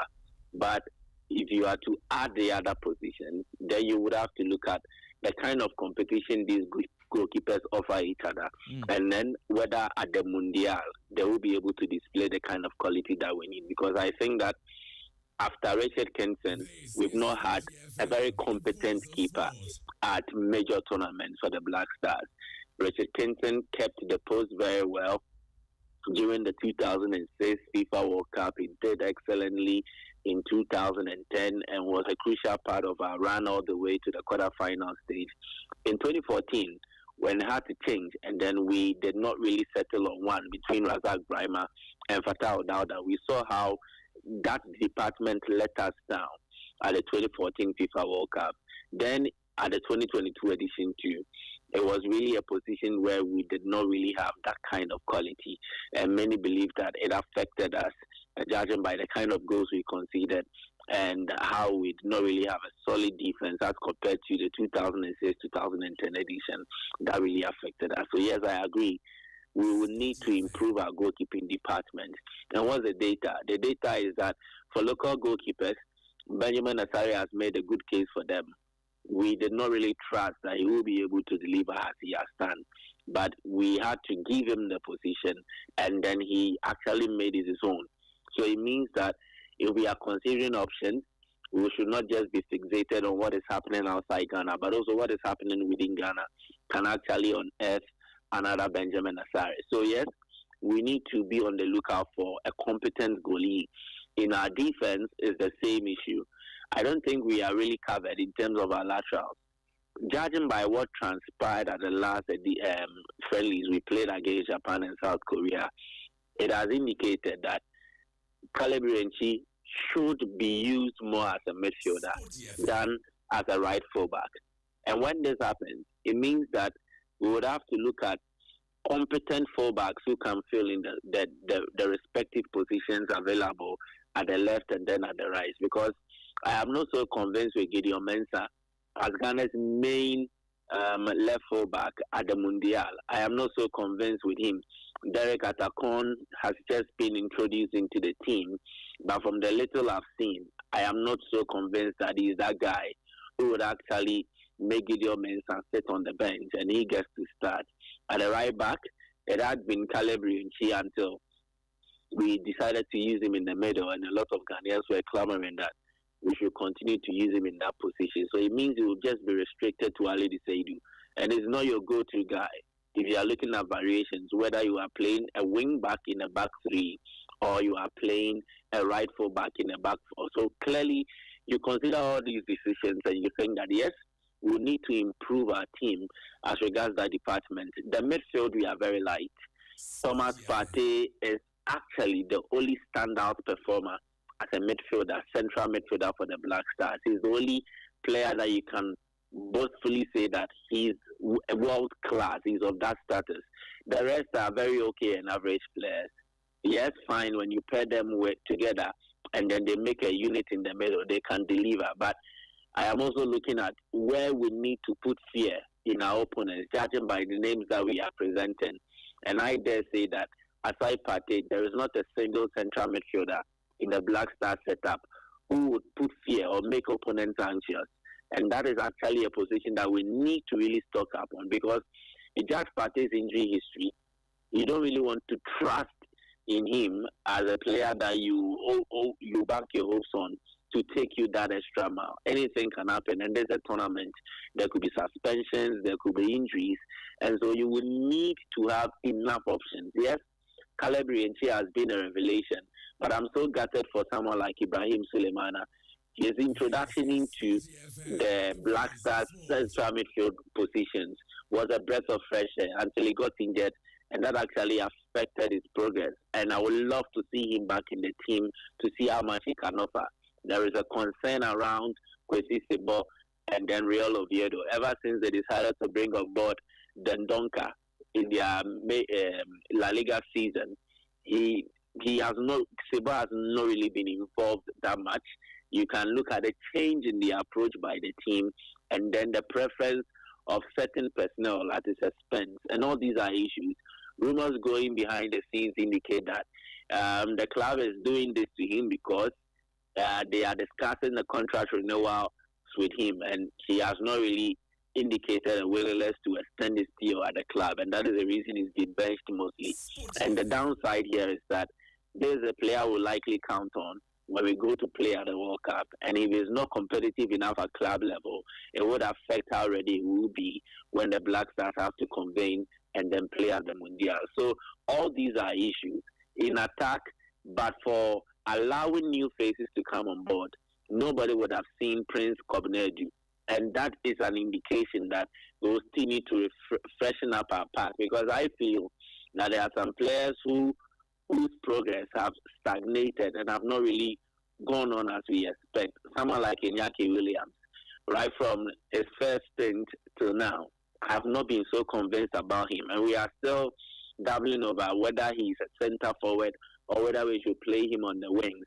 And so I think they are players who will likely need to make way for other new faces to be tried to see whether they will fit in or they don't. And I think if I have to make a decision between Iñaki and then Prince Kobnedu, by what I saw, I would definitely have to go for Prince Kobnedu and drop Iñaki Williams. So it means our team is not complete yet. This is a team that we are building, and definitely in such a building phase, we need to remove players from the list and add new players to the list. And I think this Black Stars team, which is not complete yet, will definitely need some new faces who, if they are quality, will improve the status of the team. And I would agree with anyone that says that if there are options available which we will need to beef up our team, definitely we should do so. But let's not be overly concentrated on players who play in Europe, but rather look also across the African continent. I remember Arizonafo played for Esperance de Tunis, and he was still bossing the Black Stars right back position, and he made it his own. He played in Tunisia for a very long time, and it did not affect his quality. So if there are Ghanaian players who are quality also on the continent of Africa, we can look at them, and then if they will help our cause, why not draft them in just to play for the Black Stars? Right. But Michael, let's stick with the draw. And of course, there's England, Croatia, Panama. Let's look at the chances of the Black Stars in Group L. As I said yesterday, we have a work cut out for us.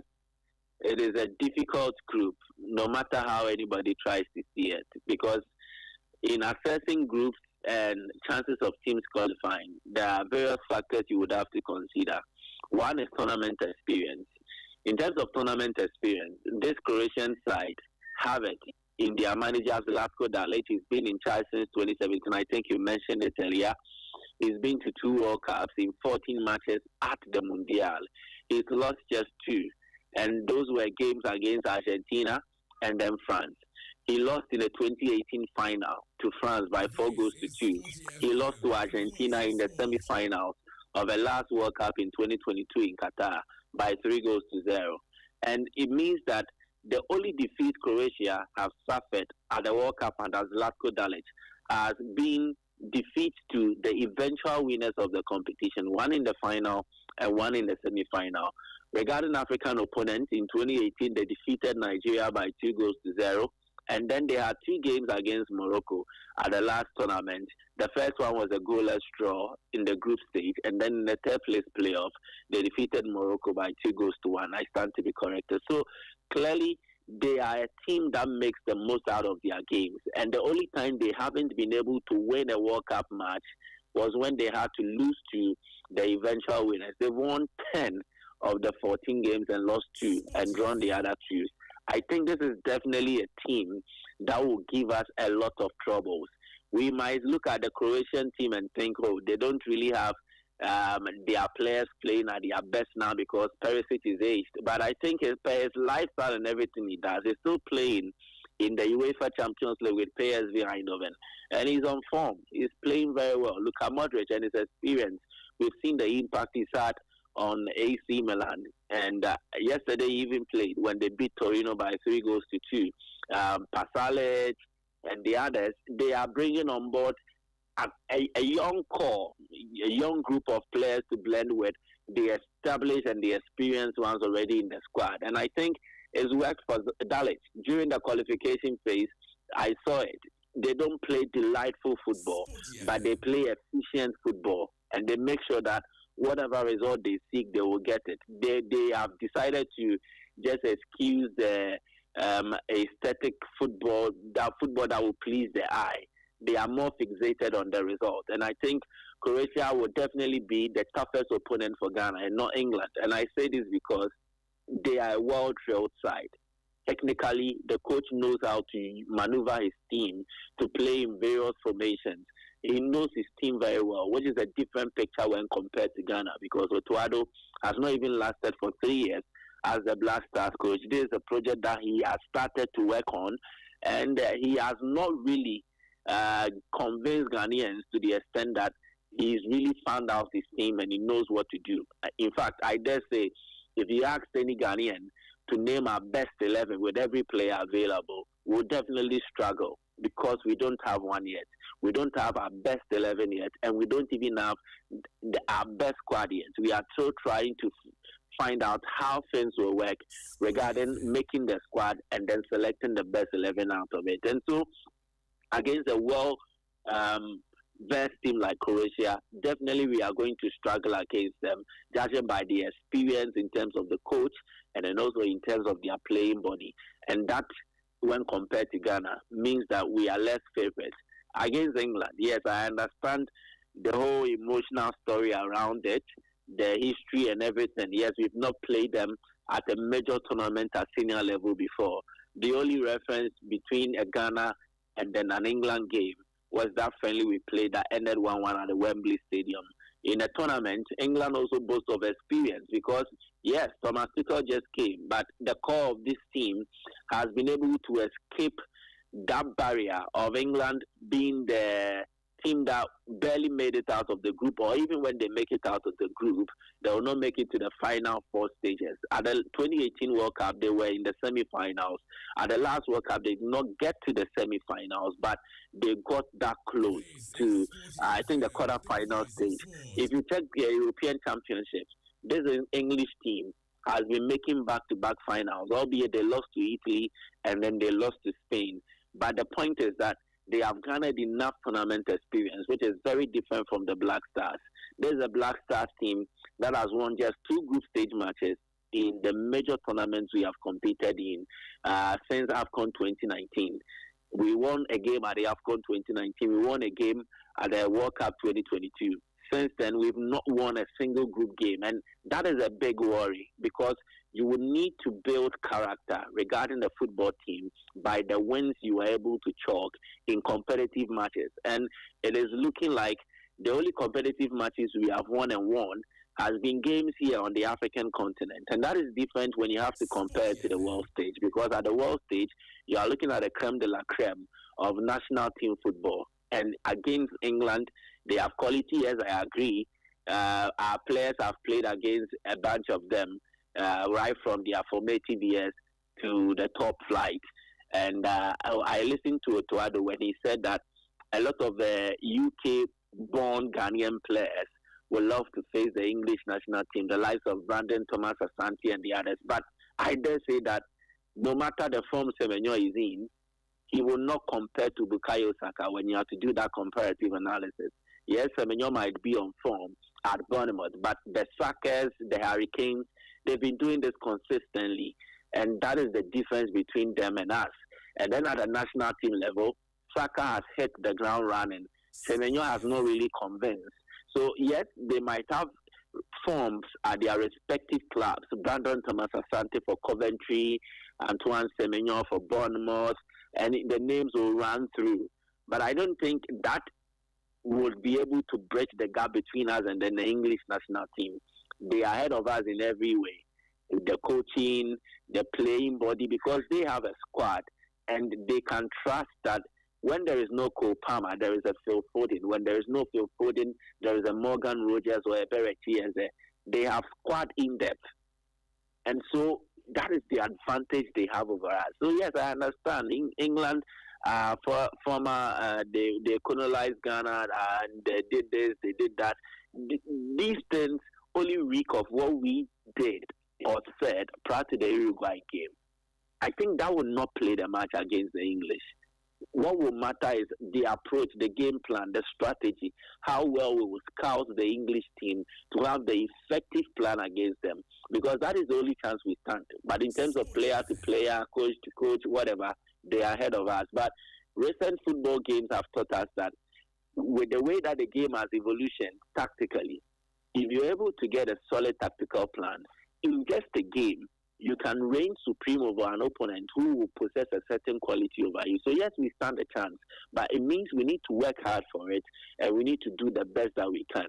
So realistically, the only team that we stand a fair chance in beating in our group is Panama. And I say this because, yes, tournament experience, they don't have it better than us. They were at the 2018 FIFA World Cup, but they were in a shambles. They scored 2 goals and conceded for fun. And they are a team that do not really have that level of experience at the FIFA World Cup. And they are here because they are here not because they are the best on their continent. They are here because there were 3 host nations from the CONCACAF region: Canada, Mexico, USA. And these are teams you expect that they will always qualify from that region and make it to the World Cup. Now, they qualified automatically as the host. And as a result, Panama had to benefit from it. And they had to defeat the likes of Guatemala, Suriname, whatever. Yes, I understand. The Black Stars are not there yet. But I don't think standing a chance against Panama is out of our reach. We have a team to beat Panama on any given day. And in 2018, Tunisia beat them by 2 goals to 1.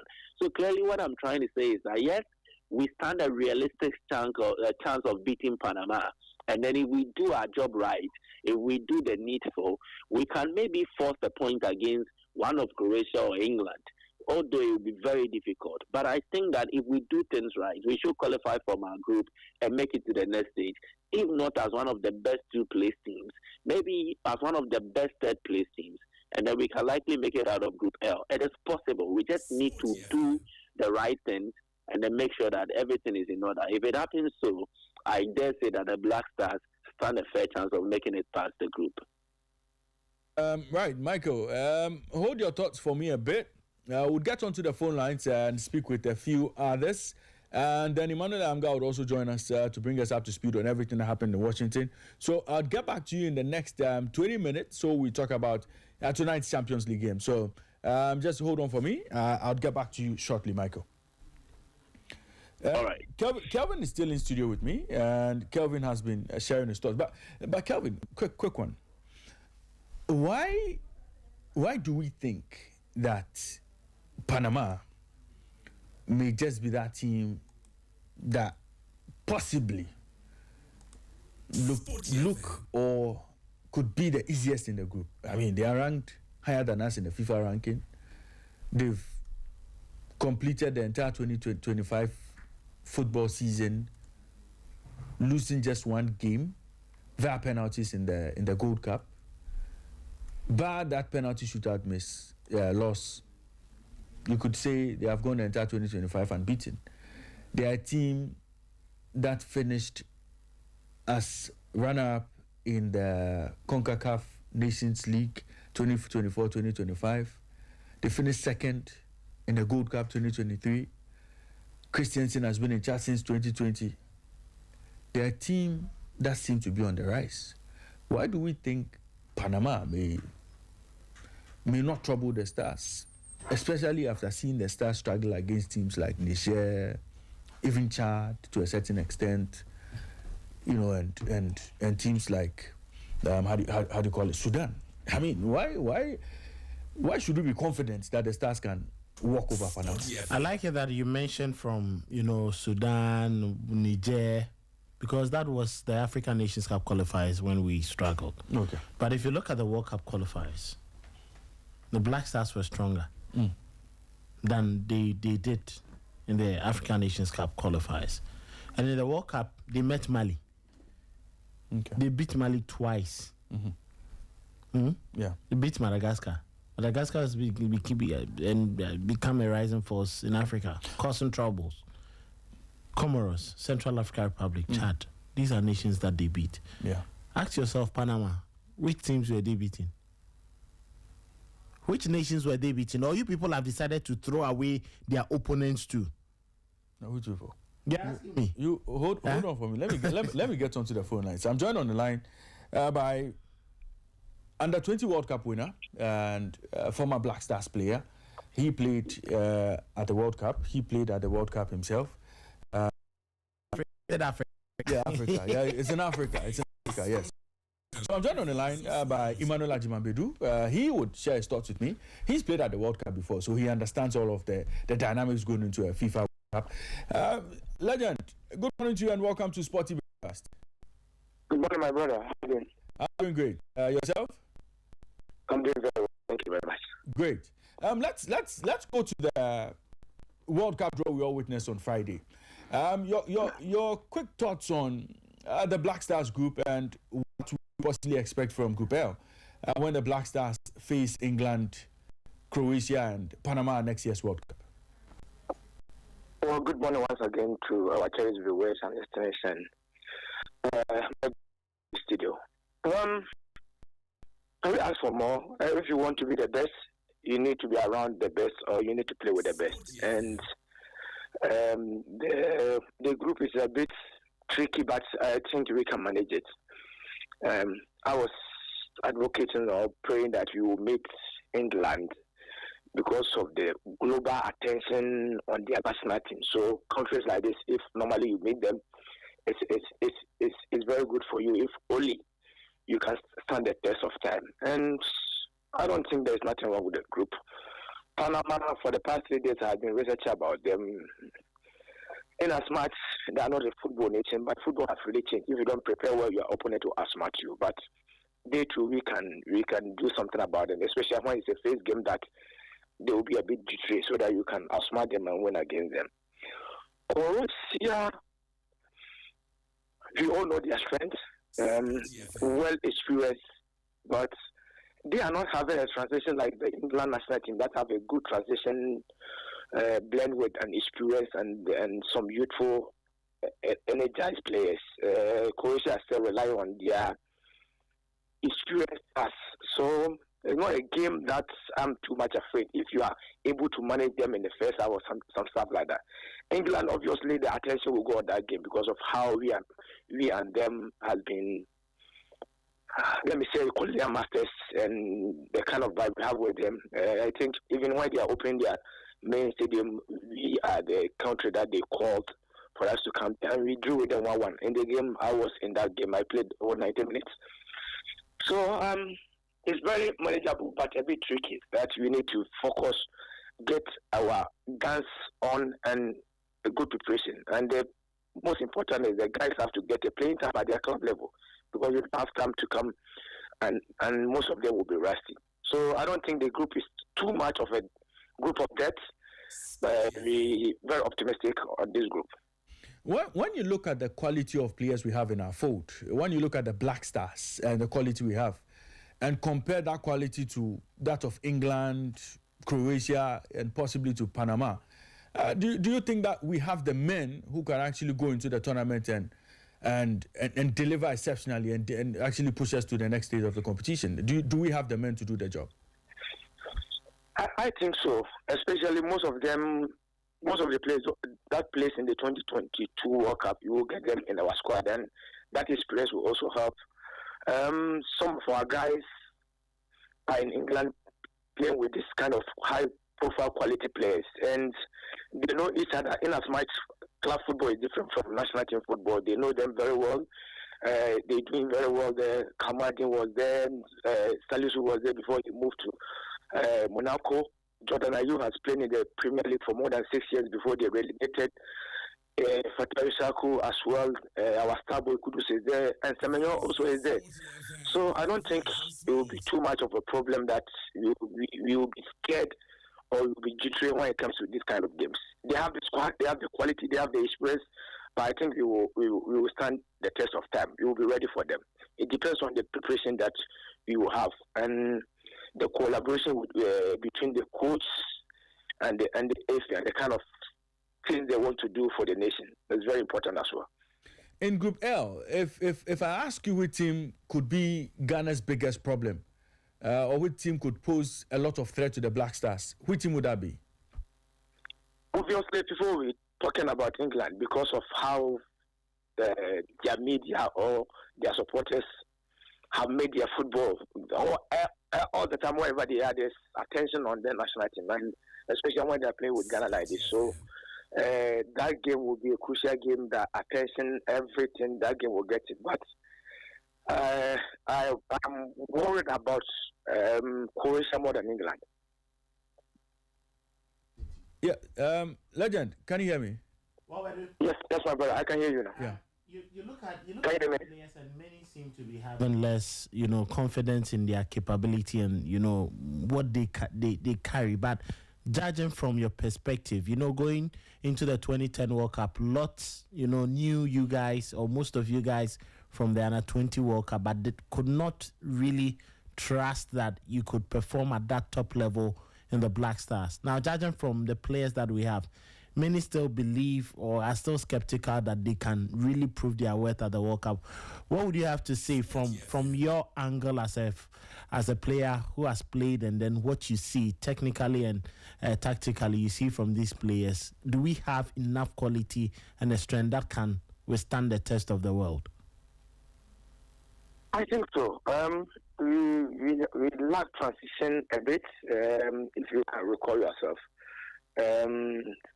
Our strength, or the strength of the Blasters, normally lies in our U20 or the U17. That is where we get the transition of players from the U20 to the Blasters, and that is how it has been for some years. Fortunately or unfortunately, we have lost that transitional period, and it has forced us to bring a lot of our quality players who are playing outside that doesn't know the terrain very well. So normally we are picking some players from different countries. There are a lot of things that have to be considered.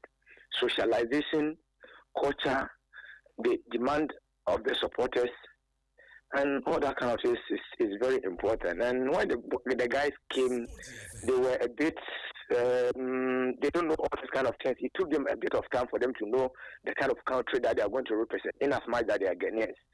And I think now their mentality has changed after we couldn't qualify for the African Cup of Nations. The mentality has changed, and now socialization has been very okay with them. The culture, they now know the demand of the nation, that if you do well and even you don't win, Ghanaians will appreciate you. So they need to go all out. And I think they have learned a lot, and it will help us in the next year World Cup. And we have the quality. I don't think we don't have the quality. When we have players like Semenyo, Hamadi, who is doing well at Atalanta, Kudus, Salisu has been playing a lot in the Champions League, Inaki Williams, and Sibo, in as much as not getting playing time at club level. But this kind of thing that can happen. There are some players that are not doing well, or they are not getting playing time at their club level. Anytime they come to the national team, they are exceptional. There are some too. They come to the national team, they are very good, and club football, they are also struggling there. So I don't want to go into the idea that you need to push a bit to get a playing time, because we need players like them in the national team. And I think the quality is there that we can play any team that will come. It depends on the preparation and the mentality of the players. That is all about football.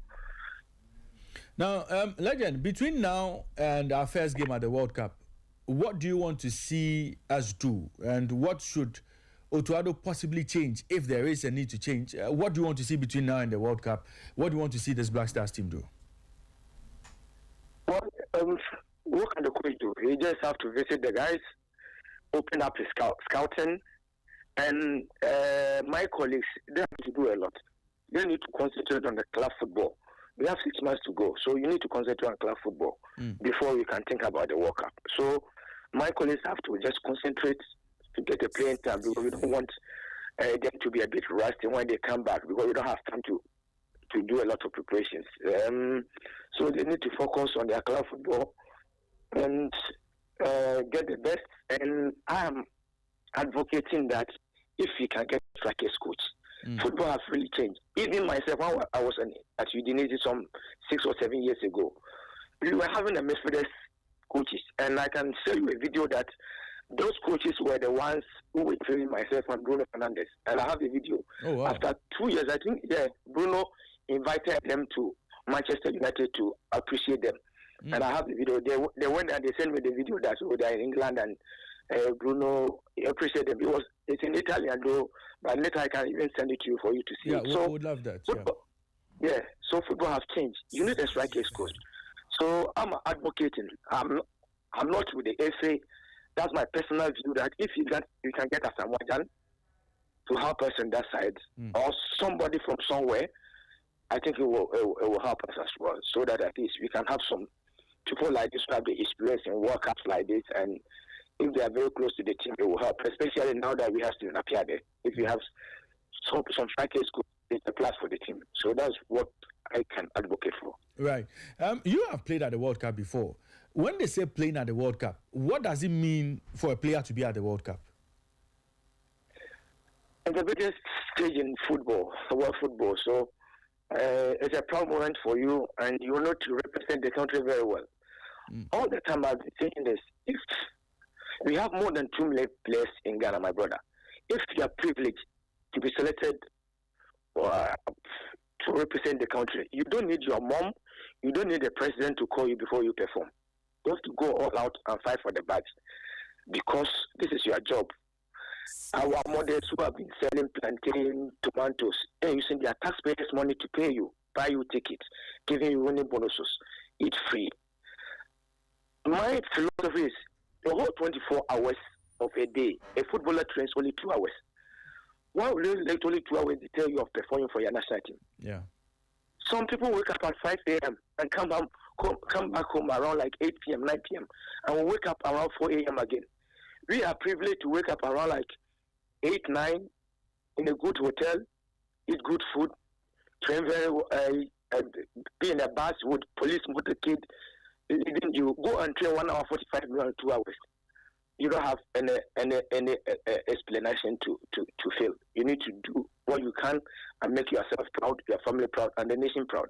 That's all in my playing time, I do. I don't want my mom to call me and say, hey, Kwajo match, you need to do this. No. Calling me to the national team is a huge motivation for me to perform. Yeah. Right. Emmanuel, I'm sure the conversation would continue around the Black Stars up until we play our first game against Panama. And hopefully, if there are any changes, if there are any developments, would gladly call on you to share your thoughts with us on the Black Stars and Ghana's participation in next year's World Cup. We thank you very much for your time on Sporty Breakfast. Thank you for having me, my brother. It's a pleasure. Good. Have a good day. And that was Under-20 World Cup winner Emmanuel Ajimambedu. He also featured at the World Cup in 2014, sharing his thoughts with us on the Black Stars and the group they have been drawn in as far as the 2026 World Cup is concerned. But let me quickly introduce my guest in studio, Emmanuel Ayamga. He was at the Kennedy Center all the way in Washington to cover the draw for us. So Sporty FM's exclusive coverage that was powered by Payangel and Litina Travel and Tours had Emmanuel Ayamga and Gary Al Smith in the thick of things. Ayamga, Akwaba. Me da se. Obake. Oh, you all don't. Thank you. I know. So Obake. Yeah, Obake. Charlie, thank you, Louis. It's great to be back, though. Good to have you back. Well, take us through the Washington journey. You know, where it started, how it continued, how it ended.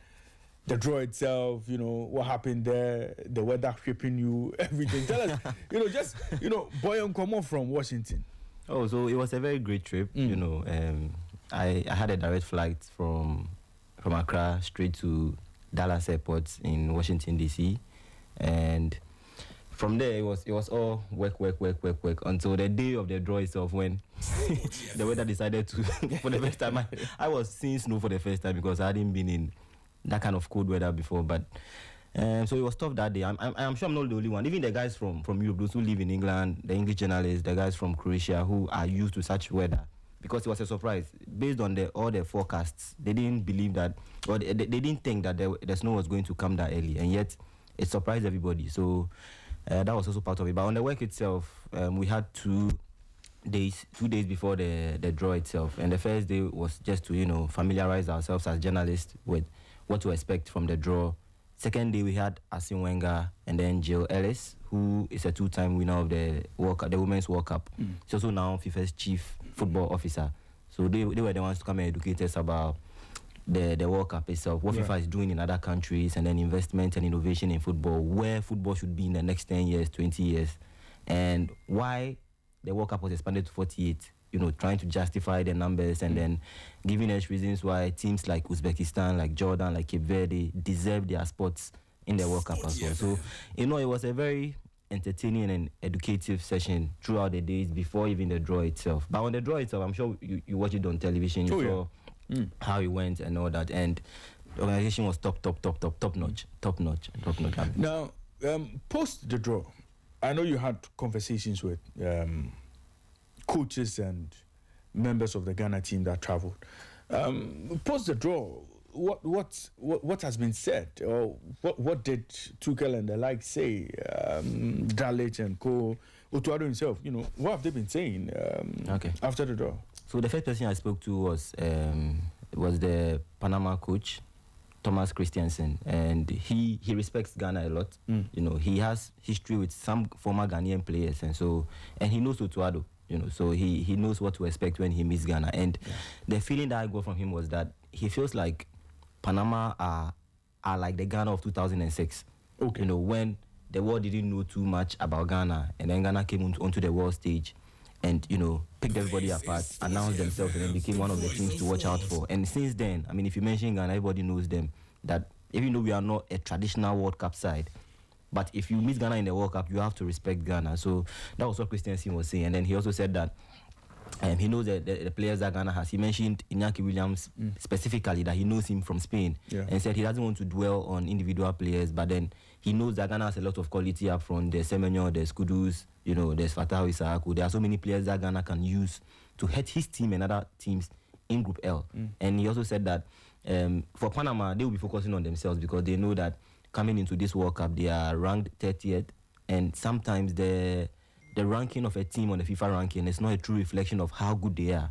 He even referenced, Ghana at the 2006 World Cup, where we were the lowest ranked team. Even in 2022 as well, Ghana was the lowest ranked team in the World Cup, and yet they were able to beat South Korea in that tournament. So he's leaving no stone unturned. He understands the enormity of the job that he has to deal with, and the fact that all the other teams in the group have better history in the World Cup than Panama.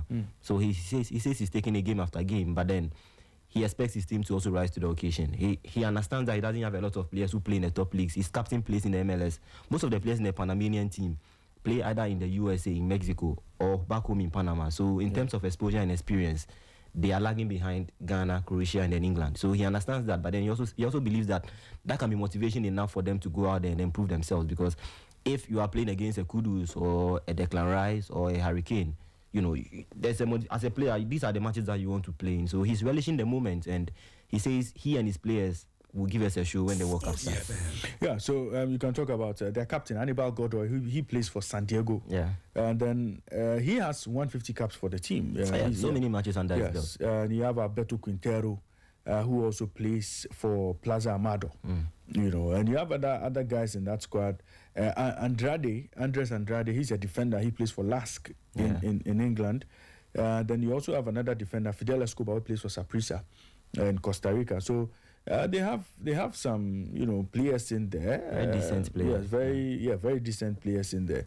And these days they have one player who plays for Norwich. Yes, I think there's one player who plays for Norwich in their fold. So yes, so Jose Cordoba. Yes, Jose Cordoba. He plays for Norwich, and then Marseille also have a player, Amer Murillo. He plays for Marseille. So they have a few players now beginning to get into Europe, and we are yet to see exactly what they would bring. But they are quite a formidable side. And They are. Thomas Christiansen, noted for building pragmatic sides. Yeah. Very difficult to beat. Very. We'll see how all of And that even plays. Panama themselves, if you look at their record in the last 5 years, they've been one of the rising forces in the CONCACAF region. Absolutely. They've easily displayed. When you mention, people will mention maybe USA, Mexico. and then formerly Costa Rica. Yeah. Easily. Now Panama are the third team in CONCACAF. When you mention Mexico and USA, the next team you mention is Panama. They've displaced Costa Rica and even Jamaica because they beat Costa Rica en route to qualifying for the World Cup itself. In the last CONCACAF, the Gold Cup, they exited in the quarterfinal, but then the tournament before, they were finalists, and then they lost to Mexico. That's it's a team that's on there, and I think I understand why Christiansen was saying they are like the Ghana of 2006 because they are on the rise, and there's a limit. I don't know where they will get to do because of course USA and Mexico will always be the powerhouses over there, but maybe they'll get lucky one of these days and win the Gold Cup. And coach of Croatia, Zlatko Dalic, he was seen talking as well. What did he say? I think because English is not his first language, there were a couple of things that he said that people might misconstrue. But the feeling that I got from him, and when I asked him what he thinks about the Ghana team, and he said they don't really care about Ghana. I don't think that's what he wanted to say because subsequently he clarified that statement that he respects Ghana a lot, and he knows that Croatia are favorites when they face Ghana because of the issue that they fight. He wanted to highlight that Croatia in the last 4 to 6 to 8 years have been very consistent in the Euros and then in the World Cup as well. They were nearly going to make back-to-back World Cup finals. So he understands that he has a team that's also aging. Modric is not the same Modric of old, but he's still there. And once Modric is there, he commands the respect of the other players. He's able to carry the team. And it was under the era of Modric being captain that Croatia became the Croatia that they are now. So he understands the level of quality that he has for him, and then the young players that are coming through as well for Croatia. But then also he respects Ghana, just like Christiansen as well. He for Zlatko, he said he also knows Ghana very well. He mentioned Asamoah as one of the players that he coached him at Ain. Yeah, so he said that Asamoah is his friend and he will be texting him to. And Asamoah was at the draw, so I'm sure they met up and spoke a bit before he came out. So he said Asamoah he coached him at Ain, and so he respects Ghana a lot. But then also he wanted to establish the fact that Croatia are the better side and that they will prove it when they meet Ghana. Thomas Tuchel, the man everybody would be looking out for these days because he seems to have a very tough job. Looking at where Gareth Southgate left that Three Lions team, back-to-back finals in the Euros. Definitely, there's pressure on any manager who takes over that team to get the team to excel in any tournament they're playing. During the qualifiers, he did 22 goals. He scored 22 goals, did not concede. There was Serbia in that group. There was Faroe Islands and the likes. People have questioned the quality of opposition they came up against, but he beat what was in front of him. Of course. What has he been saying about this draw? So he said it will be a tough draw. Of course, you don't expect him to say it will be an easy draw, although he knows that England are favourites. But he says they will come there and then play their game. When he spoke about Ghana in particular, he referenced the Ghanaian players playing in the Premier League. He mentioned Kudus, he mentioned Semenyo, mentioned Partey that he has played in England for 5 years before leaving to Villarreal. And then mentioned past players like ACN who have played there and Asamoah as well. So he knows what is coming to him, and then he expects the Ghana team to come into the game against England not overawed by the occasion at all, because when he looks at the players that play in the Premier, they have the exposure. They've played against most of the players that he will be parading.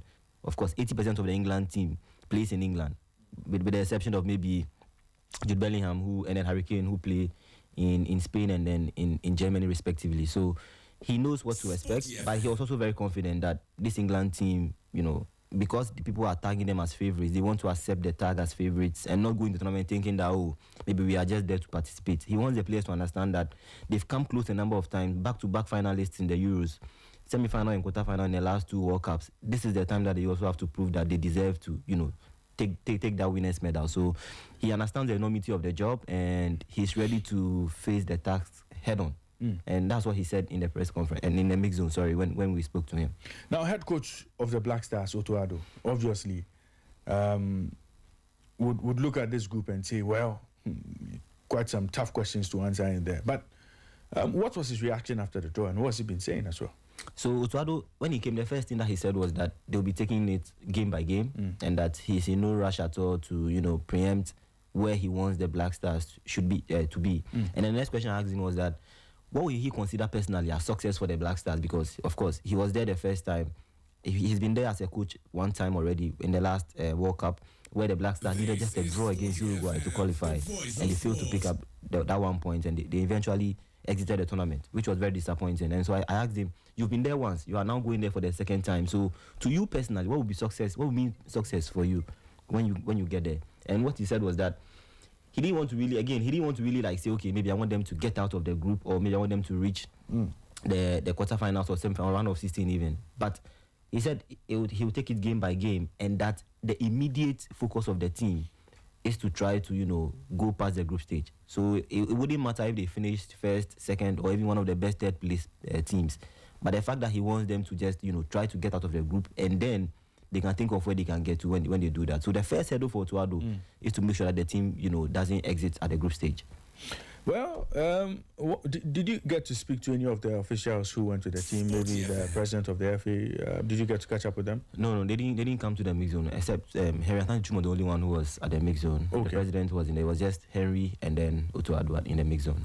Well, hopefully, I'm sure in the coming days, when you fully resume, we'll be getting a bit of input from you as far as everything that went on there is concerned. But for you, looking at all the groups from A to L, which group looks like comes close to being the group of death for you? I think easily it should be the France, Senegal, and then Norway. I don't know who will join them from the playoffs though, but I think that group stands out for me because I look at France, and it's more like France versus the second string France, because Senegal are like France. They are similar, and Senegal is a top team in terms of mentality and everything.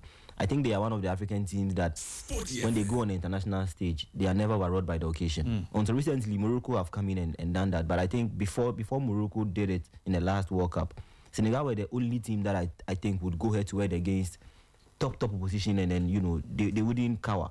They will take the game to them and play like they also deserve to be given that spot. So I'm curious to see how they will play against France. A repeat of that 2002, World Cup clash, and they also faced them, I think, in the Confederations Cup as well after that. So I want to see how Senegal will fare. And you looking at how they played against Brazil, I think that was a reality check for Senegal. In the first half, they just weren't themselves. So they conceded 2 goals in that first half against Brazil, and then in the second half, they recovered and played like a Senegal that we know. So France are always favorites to win any tournament that they play in. They have a squad, like I heard you earlier saying that they can parade 3 or 4 different squads, and that is true. I think a third string France team could have the quality of this Senegal team. But again, this is a team that has played together for a long time. I'm talking about the Senegal team. They have Sadio Mane, who is, he's not maybe the Mane of old. He's currently in his 30s, and so Koulibaly is in his 30s as well. But they have young players who are coming through as well, Ismail Assar and the rest. And I expect to see a team that would go out there and play with the experience that we've seen them play with in recent times. Right. And there's Norway, and for Norway, I know they've not been there for a long time now, but the current crop of Norway is a golden generation, and then they have that weapon in Erling Haaland. I don't know how to describe him, but I feel like he's like a machine. His mentality is just 100%. He's not afraid of any contest. He wants to prove himself. He's eager to do it. And when he promises, he delivers. Because if you look at his record, the goal record for the national team, I mean, he has more goals than matches. That is very, very rare. Yeah, not even Ronaldo and Messi can say that. Yeah. And it doesn't look like he's a player who will retire and that record will drop, because he's not even I don't think he's even hit his prime. How old is he? 24? Yeah. So there are more years ahead of him, and I think he will break more records. And he's coming to the World Cup with the mindset that he wants to really prove to the doubters. Some people have said that if he cannot deliver what he delivers for club level for his national team, then probably he will not be counted as one of the greats. I think he's taking this World Cup very, very personal, trying to prove to the people that he can do it for both club and nationals. Then you have Odegaard and the supporting cast as well. Odegaard is also getting very old, and so he knows probably this could be his last World Cup if he doesn't really do something for them. So I think they are a team that proved during the qualifiers that they are a top team. The way they handled Italy, of course, Italy are not the best, and they are not in the best of form in recent times. But then, if you look at the way Norway played them, they completely played them off the park, and so I expect them to also be one of the, if not the contenders, of course the outsiders, but then they will be one of the outsiders for me when it comes to even winning the World Cup. Right. And speaking about Haaland, Haaland hit 55 goals in 48 matches for his country. Unreal. Yes. Unreal stat. And he's only the sixth player ever and the first in 53 years to score 50 goals in fewer than 50 caps for his national. That's an unreal stat. Yeah, so, and you talk about the previous top scorer, that was Jorgen Juve. He had 33 goals and he held that record for 90 years. So you can imagine Haaland's record. So, Haaland has, he's shattered records by helping Norway qualify for the World Cup. But there's more to come from him. Definitely there's more to come from him at the World Cup. Together with, I think his Solot is also part of that team. Yeah, there's Solot too. Promises to be an exciting group. But Yamga, thank you very much for joining us on the show this morning. Welcome back. Obake. Thank you, Raymond. Yeah, we'll catch up. There's a lot we'll talk about. So definitely. Yes. That was Emmanuel Ayamga joining us. He went all the way to Washington to cover the World Cup draw for Sporty FM. This is still the Sporty Breakfast. You're live on Sporty 106.1 in Accra, 102.5 in Takoradi, and 91.3 in Kumasi. Michael Asarabud is back on the line, and he'll be joining me quickly. Let's get into UEFA Champions League action because there are some games coming up tonight. Let me quickly take you through the games. At 5:30, the Kairat Almaty playing against Olympiacos. Bayern Munich at 7:45. At 15:45. Okay, that should be 5:45. 5:45. I would play against Sporting CP. And at 8, you have lots of games coming up at 8 o'clock. Atalanta would play Chelsea. Barcelona take on Frankfurt. Inter Milan will play Liverpool. Monaco play Galatasaray. PSV take on Atletico Madrid. Royal Union Saint-Gilloise take on Marseille. Tottenham Hotspur will play Slavia Prague. Michael, if you can hear me, welcome back. Well, Raymond, I can hear you. It's great. Great. Let's quickly talk about that Liverpool-Inter Milan game. Clearly, Liverpool are in all sorts of trouble. Mohamed Salah has been speaking. He's been dropped for this game, actually. Inter Milan, they have been in fine form after their defeat. After losing their last Champions League game, they look like a team that's on fire. They put 2 goals past Pisa, put 5 past Venezia, and put 4 past Como in their last 3 games after defeat to Atletico Madrid. They come up against a Liverpool side that's clearly short on confidence. The results are not coming as they wish.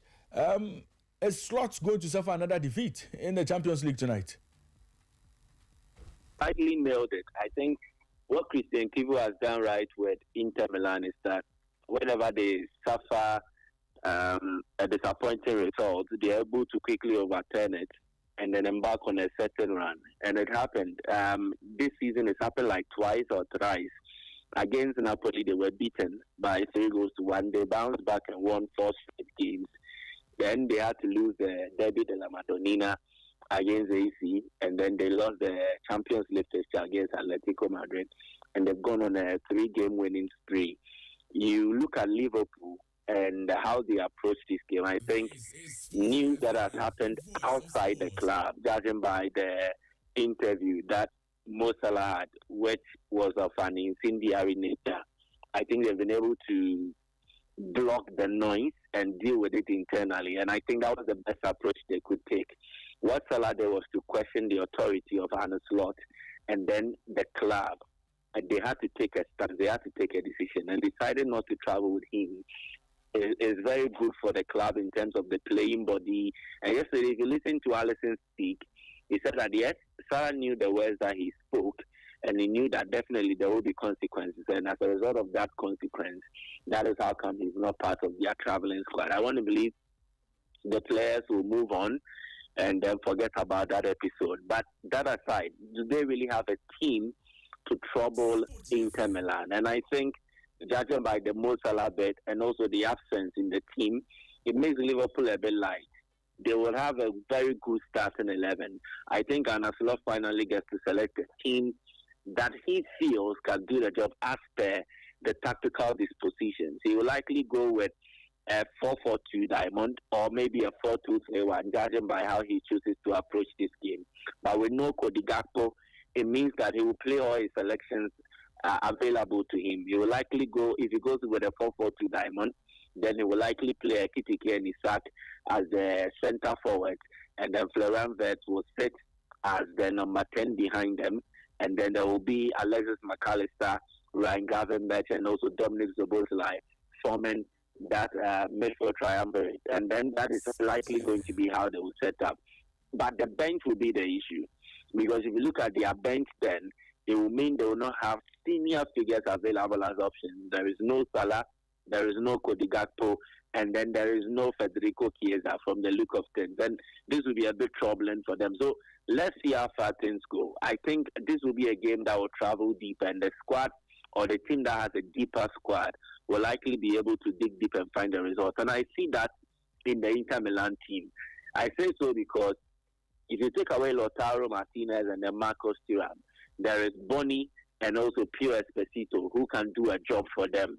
In the midfield, Zielinski might not play or he might play. Even if he does not play, there is Susic available to do a job, and there is Henrik Mkhitaryan. So Inter really do have a deep squad, and despite the absence from their team, the likes of Mathieu Damian, Denzel Dumfries, I still think they have enough in their tank to take the fight to Liverpool. And judging by where the game is going to be played at the San Siro, definitely Inter are the favorites in this one. If they win against Liverpool, I will not be surprised. I think the best for Liverpool in this game will likely be a draw, because they don't have a very solid defense and they are coming up against an experienced opponent like Inter Milan, and that's going to be a difficult one for Arne Slot. Right. Michael, time is fast spent. I think we'll end the Champions League conversation here, but hopefully tomorrow morning we'll be back to run the rule over everything that happened in the Champions League fixture list tonight. So a big thank you to you for joining us on today's edition of Sporty Breakfast. Hopefully tomorrow we'll be baback again. Have a good day, Michael. All right. Thank you. Great. And that was Michael Asaribudu joining us from Sporty 91.3.